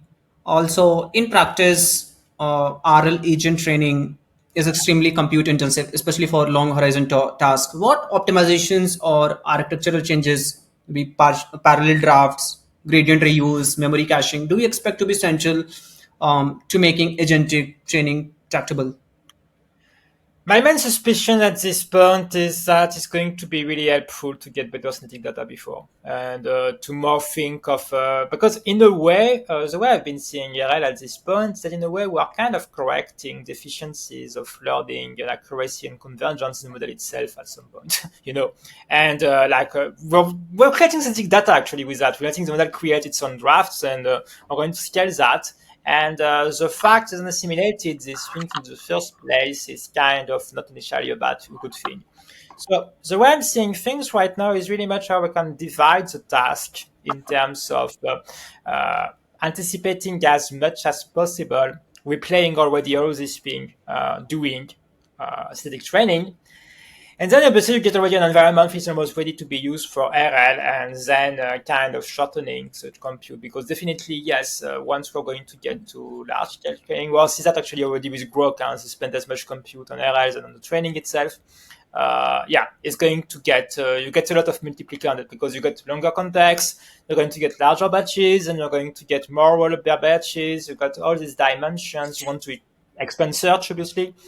So all of this is going to be highly costly, but I think if you manage to properly train in before, you can definitely reduce all these factors and reduce even the amount of search you need to be performing, because the model is going to get straight to at least the right path in the first place. Got it. Awesome. I guess that's the end of RL and reasoning section. And yeah, we have been talking so much. You can have a relax for 10 seconds, and we can get started with the next one. Yeah.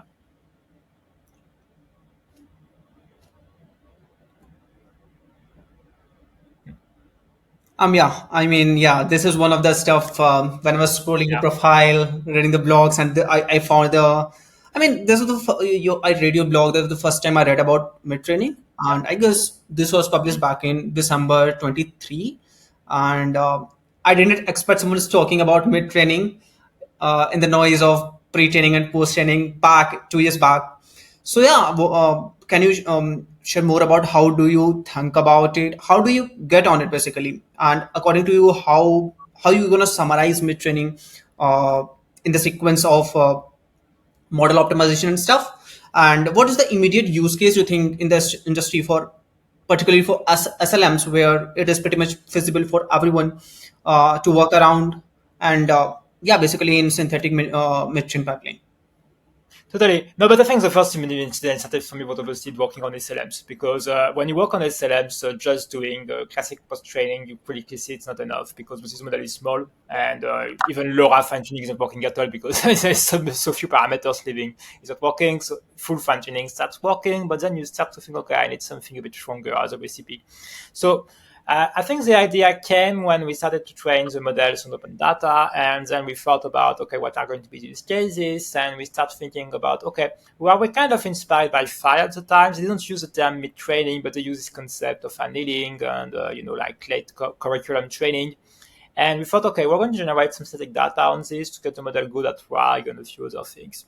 So we started training on that, and it turns out to start working, not to the point of being really usable at the time, obviously, but with definitely saw some capacities we were not really expecting into very small models, especially because we thought mostly about adapting to larger model. But even the small models start to be able to kind of reliably, quoting sources, performing analysis, and this type of things. So, and then it got me wondering why people actually were not talking so much about this concept. We were back in January, and yeah, I thought about this. So I started to open this blog. It was the first post I sent, and yeah, at the time I was kind of seeing people getting. It was really the time that LNI released the new version of Olmo. They made a big session of mid training at the time, and then I thought, okay, this is concept taking off. It needs to have some kind of definition somewhere. We cannot find it, so I'm going to write it. So that would be doing a bit of inquiries about, okay, where does the concept come from? And it was created by OpenAI, we know that, but it's still kind of muddy what they meant with that. They didn't provide any kind of definitions, and labs afterwards came with their own definitions. So yeah, at this point, I just provided general definition, but one of the interesting idea I got in the end was actually the thing which we are doing right now, which is what happens if we are only mid-training, like, okay, only training straight on the highly curriculum trained data and straight on that without thinking about the proprietary space. Pretty cool. Uh, let's talk about deployment use case and hybrid models. So you suggest Yeah. agentic models may not fully kill RAG or vector search, but will subsume or bundle much of their function. What Yeah. hybrid architectures you think of? Maybe a combination of agent, retriever, and vector store. Do you see being transitional or optimal in the near term? I think that's going to be a long process, and what I'm seeing really immediate use cases is also going to be under preparation for RAG because that's the main pain points right now. I'm seeing, like a lot of people are thinking, okay, vector search and things like that, but that's really the end of the story. Before that, you are confronted with the fact people don't know data is not clean. Sometimes people don't even have the data they want. Actually, don't even know it, and yeah, right now we are mostly focused on that, on automation of the RAG preparation. So using models for this. I think that's one aspect to it, but I think maybe long term what we'll get if you get is good preparation even before. Beyond that is obviously the kind of thing we're seeing right now is cloud code, like, okay, you get a model straight on a bash and it's going to be doing its thing. And I think we're going to see that it's going to take some time also because we're going to need some multimodality support, obviously, because again, most of the things are PDFs. So it's not really, we need to start thinking about parsing and so on. But we could get actually model is one we can do either finitely or good at orchestrating things. Okay, I need to have this content, I need to digitize it, and then I'm going to index it, and then I'm going to search these things, I'm going to go back and forth. So I think we're going to get to this level at some point, but it's not going to be easy. And I think the key thing is a kind of mismatch of skills we are seeing right now, because I think code was kind of easier to make because people training models obviously are also programmers, so they know exactly the kind of environment they want to see, but they are not the kind of people dealing with Excel files and PDFs all day. And this is a part where we need to have some kind of translation. So yeah, I think what is likely to be killed at this point is maybe more on the side of vector search, because what we're seeing is model good at performing their own search, and maybe it's not really you. And it's kind of a pain point actually right now to vectorize. You have to maintain the embedding database on top of it, and sometimes you need to update it and kind of it. And if we got models good at dealing with any kind of data set, reformulating the search, understanding, okay, most of the data is in German, but I have someone searching in English and to translate, type of things. Yeah, I think it can be competitive with that. Got it. In regulated or sensitive domains, could be health, finance, and law. Human oversight is often required. How do you see the role of human in the loop in between a fallback orchestration coexisting with existing agentic system? Or also, will agentic models sometimes defer to humans or maintain a hybrid supervision agent structure in between? I think it's even go beyond that because we are still very, very early. We are still in the hybrid phase, and it's not just human in the loop, but it's really human designer we need at this point. Like even thinking about how you're going to create the agents in the first place, where it's going to be useful, and so on. So I think we're going right now. I think the replacement is not so much going to be with humans. It's going to be already existing automated pipelines. Like, okay, we got all this thing, machine learning rule based. They're already processing a large amount of data, and these small models too, really importantly, because people care. I think the only last transformative things was BERT in this domain. And but I think right now with small reasoning models, we got the capacities to both replace that and make it even better and make it more adaptable. And maybe gradually, I think it's going to replace some of the interactions the humans have with this very, very constrained model, like even calling them in the first place, probably. I think that's the part we are going to see. I think we're not yet in the part where, okay, it's just going to be calling a human at some point and it's going to go. I think we're not yet to this point.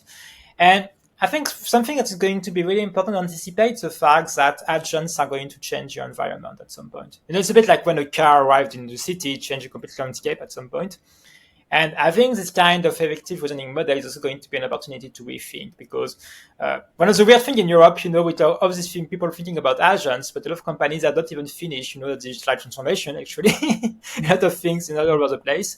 And I think actually AI could be useful for that because it can be a shortcut. Since we can deal with messy data, we can deal with all kinds of things. We can definitely correct this. I'm also curious about startups per se. Uh, Yeah. so, how should startups or smaller labs position themselves in this transition era? Should they focus on building custom agents for specific verticals, contribute to open agent infrastructure, or ride on existing model foundations as it has been? Yeah, what do you think? Yeah, but I think right, you need to be pragmatic. You need to know your use case well. I think it's really, really paying off to get what I've been mentioning before. Simultaneously, I think you need to acquire some skill of training at some point because it's going to matter at any point, and you're going to need that even if you're doing a wrapper. We see it actually with Cursor. We see it even with Perplexity. They're training small models on top. Actually, they're not pure wrapper at all, and they need that to get more speed, or even because generalist models are not good enough. So I think you need to have that on top, definitely. And you need to start thinking really about, I think I need to start with a long view, I think. And maybe even an ambitious view about the fact, yeah, maybe many other things, I'm not just building a chatbot, I'm trying to think about, okay, how the process I can automate in this specific domain. And I think it's really important to yeah, I think you need to have a belief at this point, the fact that AI is probably going to be the next industrial revolution. I think I used to be a skeptic about that, but now I'm kind of convinced. And I think that's really the key thing you need to think about. And in this part, yeah, you need to be selective. You need to know your domain well. Some domains typically are really not about open source. Definitely not. So maybe it's not something, a strategy you need to build on top of that.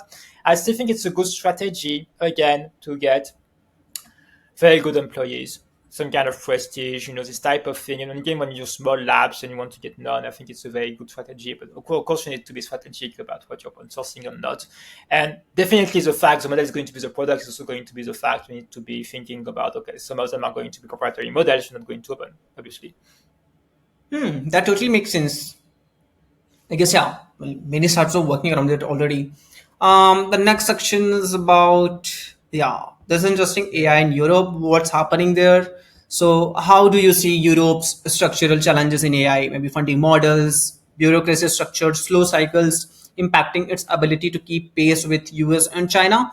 Because if Europe doesn't change its course, do you think it risks being permanently dependent on US or Chinese AI ecosystems, or there is a still window to catch up? Because if you say DeepSeek, it iterates quickly with frequent releases and feedback loops. How could Europe adopt a faster, more experimental cadence, given its more rigid institutional setup? No, I think the situation is not good at all because right now, if you look at the market size, it's roughly equivalent. US, EU, China, same size. So it's a big market, definitely. But now you look at the map of the top labs, you got something like 10 in the US, you got more than 10 right now in China. They are doing public up every day. And yeah, one in Europe, and maybe two with Silo, but now being acquired by AMD. So yeah, it's not a great situation. I think there are multiple reasons for it. I think there are obviously the fact you already missed the previous digital transformations, the fact there is no social media in Europe, and we know at some point, especially in the US, the social media are really much drivers, for innovation in AI because they have all these big compute needs and so on. Even the infrastructure, the fact, okay, it's all Microsoft and everything. So yeah, I think we're kind of used to the fact we are offloading tech innovation to the US and now more and more China for the AI part. And yeah, that's the end of the story. I still think it's a window to catch up because I've been thinking about the situation of China. It was a few years ago, and it was this great article by Yang Wenfeng, the founder of DeepSeek, stating the fact that it has to be having some kind of a conceptual leap with the fact that people in China thought they were only good enough to make applications, and that's the end of the story. You cannot make infra, you cannot make AI, you cannot make something as ambitious as that. And then I think the DeepSeek moment was also about that. It started a bit sooner, but it was built up really gradually. And I think that's really a good idea for startups. It started also by retraining models inspired by Llama. It doesn't make anything any super ambitious, but then, and I think also the Chinese ecosystem is really good at that. This kind of incremental innovations and getting this kind of high focus. And yeah, gradually they build up something which is highly impressive. And now we are seeing all this flourishing of Chinese ecosystem. So I don't think it's impossible. I think the hardest part in Europe is really fragmentation. Even though I could help with that, because one of the great things with Monetization is that they are multilingual, and we thought of Pleias as a European company, and we're operating both in Paris and Germany, and also other European countries. But I still think it's a kind of a hurdle because we don't have really unified European market at this point. And I think one of the biggest hurdle, obviously, is funding, I would say, because it's very fragmented once again, and I don't really think right now there isn't really a private market for actual innovations. Again, it's only application. You can create an application to get some funding in Europe, but not really this type of things. So, yeah, I think definitely there is a kind of wake-up call at the moment, at least on the compute side. People are finally waking up and thinking, okay, maybe we need some data centers and stuff like this. So I'm hoping it's going to transpire some of the trading, but it's still a long way to go. Makes sense. And I have been reading articles where big labs like OpenAI want to have data center in Europe.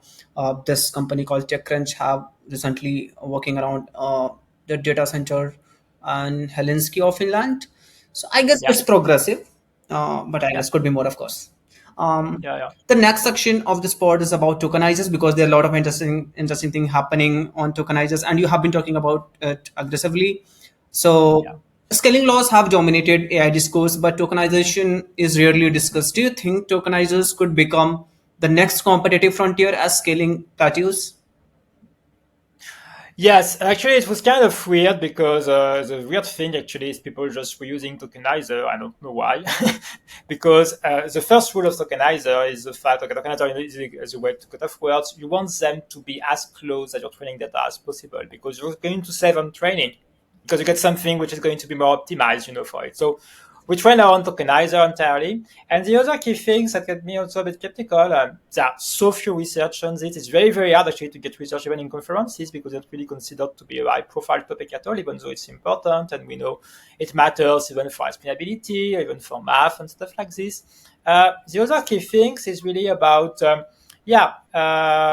overtraining tokenizer, for instance. Right now, the current idea was to train it on very few data, which I find is a bad idea because you want to overtrain them so that even the last tokens are not untrained.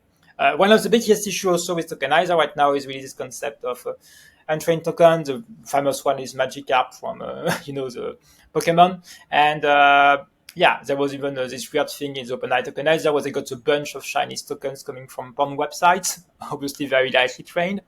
And it's a security issue for models because once you get this lightly trained tokens, you can very, very ensure you're going to derail model generation because the models don't understand what it is exactly, what is this thing. So it's a big issue. So yeah, I do think it's. I think one of the reasons in the explored is the fact the algorithm we use for that BP is so good and so compute efficient in a way that I don't really think until very recently there have been incentives to move towards something else. Got it. I remember you have argued that tokenizers can directly impact compute efficiency. Even a 5-10% difference in token count translates to thousands of GPU hours. Why do you Exactly. think tokenizer optimization is still such an underexplored area in LLM development? No, but I think it's a weird way, but I think it's kind of linked to the fact we're using the data, like we're training on just fine web without asking questions about what you want to do the first model in the first place. And you use something for tokenizer, and okay, it's slightly a hurdle when you want to deploy them afterward because you need to start thinking, especially if you want to. For instance, one of the things we could not do is very technical, but it's the way you're going to divide words because it's kind of weird, but actually everything is being managed by a big regular expression. It's a regex within the tokenizer called a pre-tokenizer. And we wanted to change it to change the way it's going to split numbers because we wanted to implement full splitting, which seems to be beneficial for math exercise. We cannot do that because VLM did not have the support for this, so we stopped that at some point. But it's a very good example of the fact, yeah, you could definitely do way more in this area.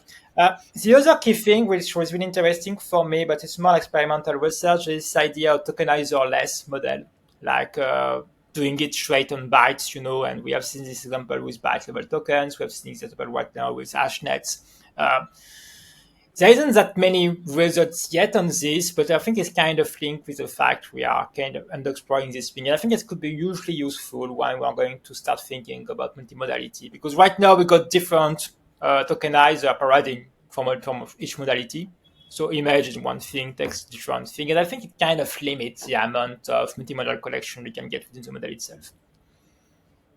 Got it. And I guess yeah, this is one of the most Yeah. one of the aspect where people are working around the pre-tokenization, and I guess there was a recent paper as well on that, and we expect a lot of things happening around it. Of course, the next section is about some of the open community questions I have got for you.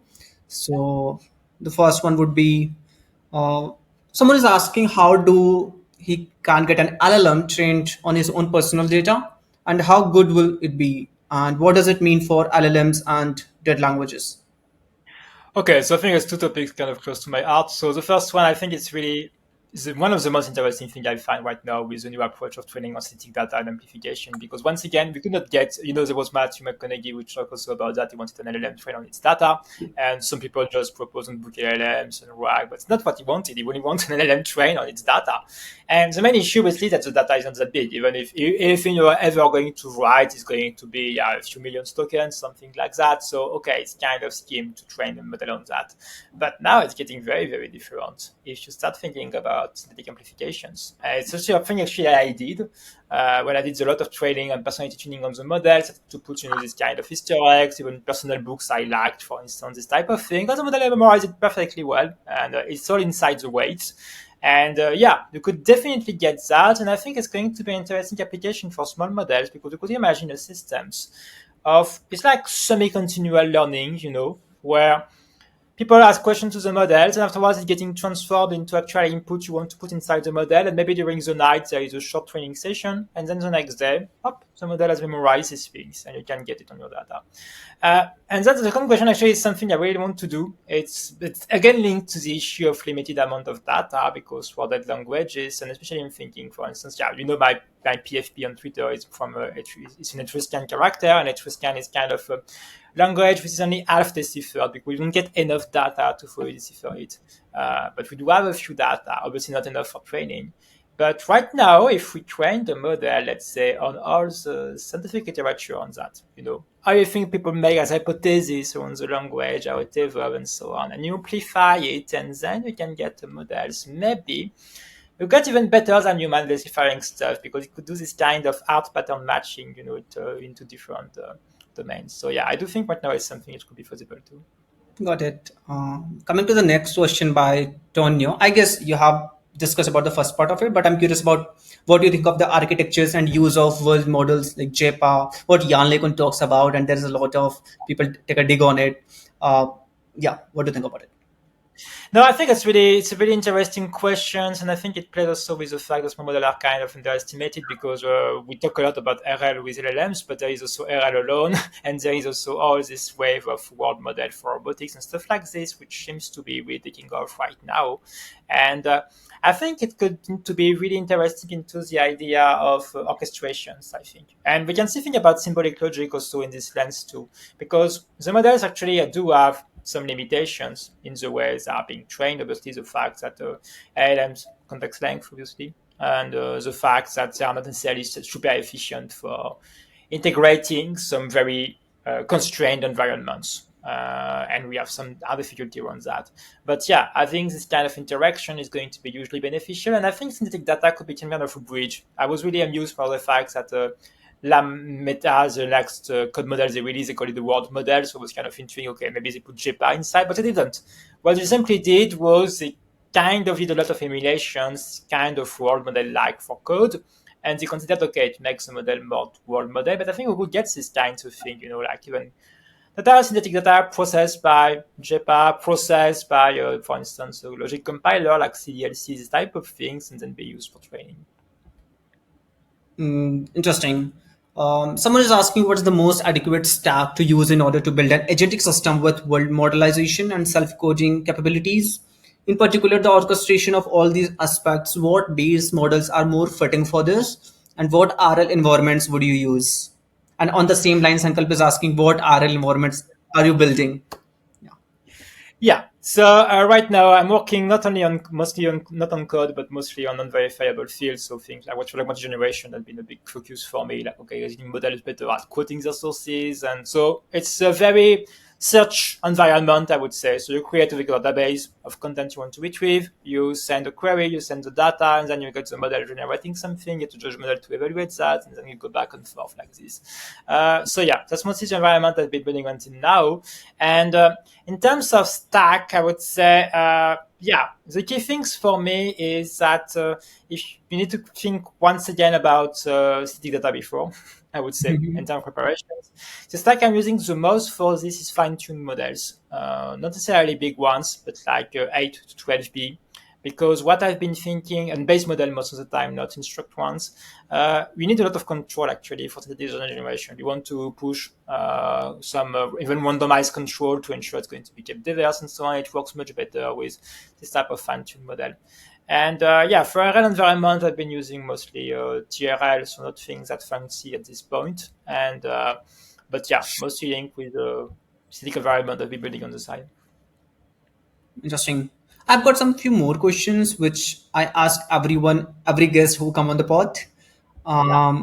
So RL is one of the trending things. So what is the art for you of training a good RL model, and what differentiates a good RL model to an average one? On the same Yeah. line, some principle or instinct that matter beyond code or algorithms.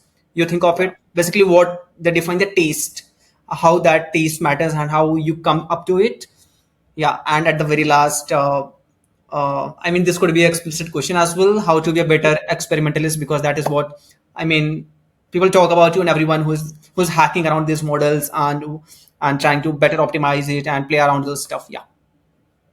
Okay, so I'm going to be very boring for the first question because I think it's once again about the data. And so the data addition I input, I think it's really under tapped right now. I'm kind of even lacking finding good examples in the opens about that. How you curate the data for reinforcement learning, what kind of inputs you use, and it seems to matter. And even the way I've been training this data set, I started to use it in the data as training, but then afterwards to think, okay, no, I did something more challenging for RL. Maybe we need to start thinking about curriculum, like, okay, maybe it makes data more challenging in the end. It's a lot of unknowns. Still, something which is really important, I think, for a good RL model and also in the data is look at the data output for GRPO, really. Like the rollout, and you need to really check all the time because you're going to get some reward hackings all the time. So not just checking, the reward is not going to be enough at all because you can get many opportunities for the model to trick that, even with a judge model. That's the one thing. And then, yeah, knowing exactly if there is unsigned trade-offs. What I've been noticing sometimes, for instance, that, okay, the model is getting better at solving things, but the output is much shorter or the style is different. You get plenty of potential other things you really need to check.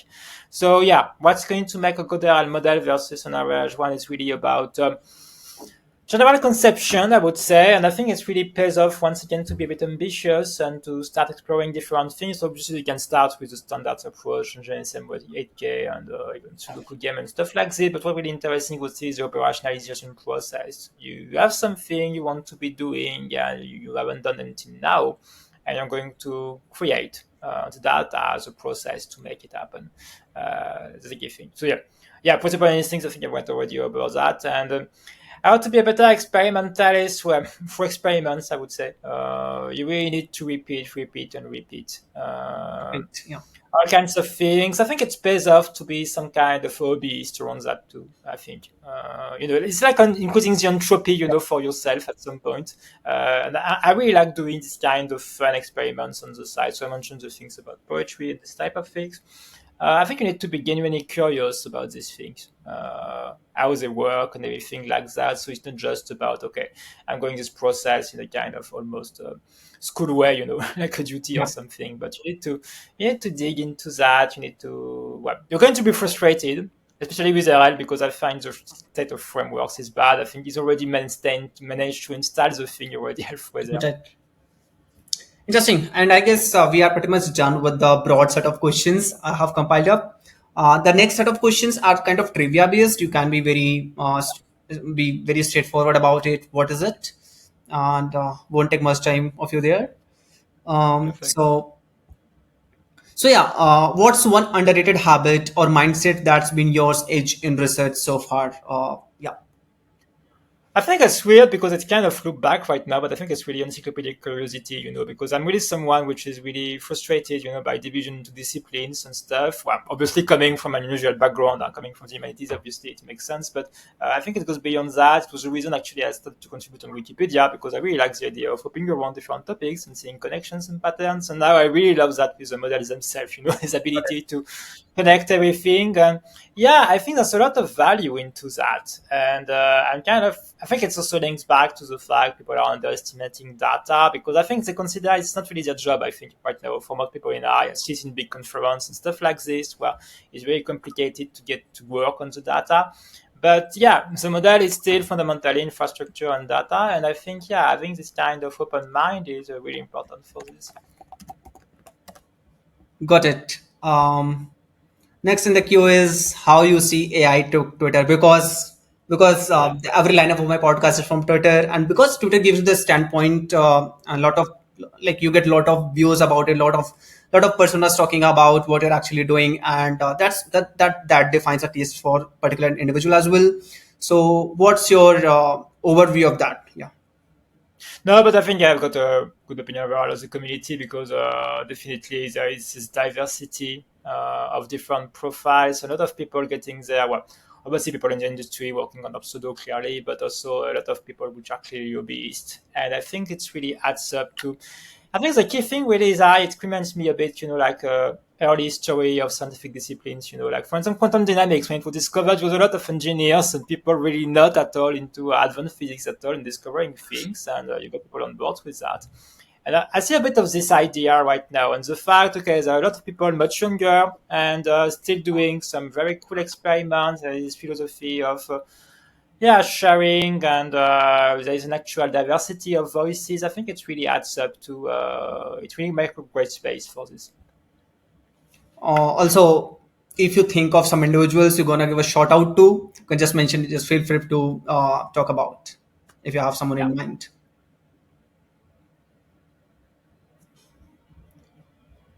Um, Issues. Last question for me, for you would be your advice to someone who is starting out or dropping. Like a lot of these folks are dropping out of high schools these days and starting out the experimentation. One of the examples has been Columbus recently, who's not even going for bachelor. So what you gonna say to someone who is starting out college or being in high school with this space exponentially raising a lot of experiments to be done and evolving, so what kind of thought process, what kind of taste you gonna have to them, uh, what do you think about it and what you gonna say for them? Yeah. I think it links back to what I said before, but I think you need to be a bit passionate about it. Not really just thinking about, okay, I'm getting into AI because it's strategic and okay, I want to. And I think a lot of, I feel it actually even in the project I'm seeing from different kind of people, even submitting candidature and so on, that, okay, it's not something which is really in their hearts, at some point. And yeah, I think it's a very interesting space right now because I think it's really coming from younger people because we need to expand our views. And I'm kind of frustrated sometimes by seeing how people are, even in my generations, which I do find a bit short viewed. And what I've been seeing actually, at least for people younger, is really this ability to think a bit outside of the loop, seeing things with a fresh eye, and yeah, taking the stack as it exists right now, not being blocked by things within the past, because it's also a space that is moving so fast right now. And it's not really usual actually to get things like models completely changing in 2 years span. So I think it's really rewarding for this. So yeah, you really need to be caring about things mostly. Got it. And yeah, I guess that's a wrap. I didn't expect it would be 2 hour long podcast, but yeah, thank you for showing up. We just went deep into post training, RL, common corpus, agentic futures. What I love is how this conversation shows that the frontier isn't just about bigger GPUs or billion parameter flexes. It's about the overlooked levels, could be data, tokenizers, reasoning, and training methods, basically what you are pushing the frontier basically. And yeah, this is exactly what we do at Ground Zero, cutting through the hype, talk to the people who are actually building, and surface the ideas that matter before they become consensus. Uh, Anyone, if you enjoyed this, share it, drop your thoughts, and let us know what frontier question we should tackle next, because the AI space is moving so fast, and we are here to make sure you stay one step ahead. And wish you very best. What's coming up, what the next thing coming up with Pleias, and I guess the launch has been done. Looking forward to the next release, the upcoming big release. Yeah, everyone, thanks for tuning in. See you at the next at Ground Zero. Thank you so much.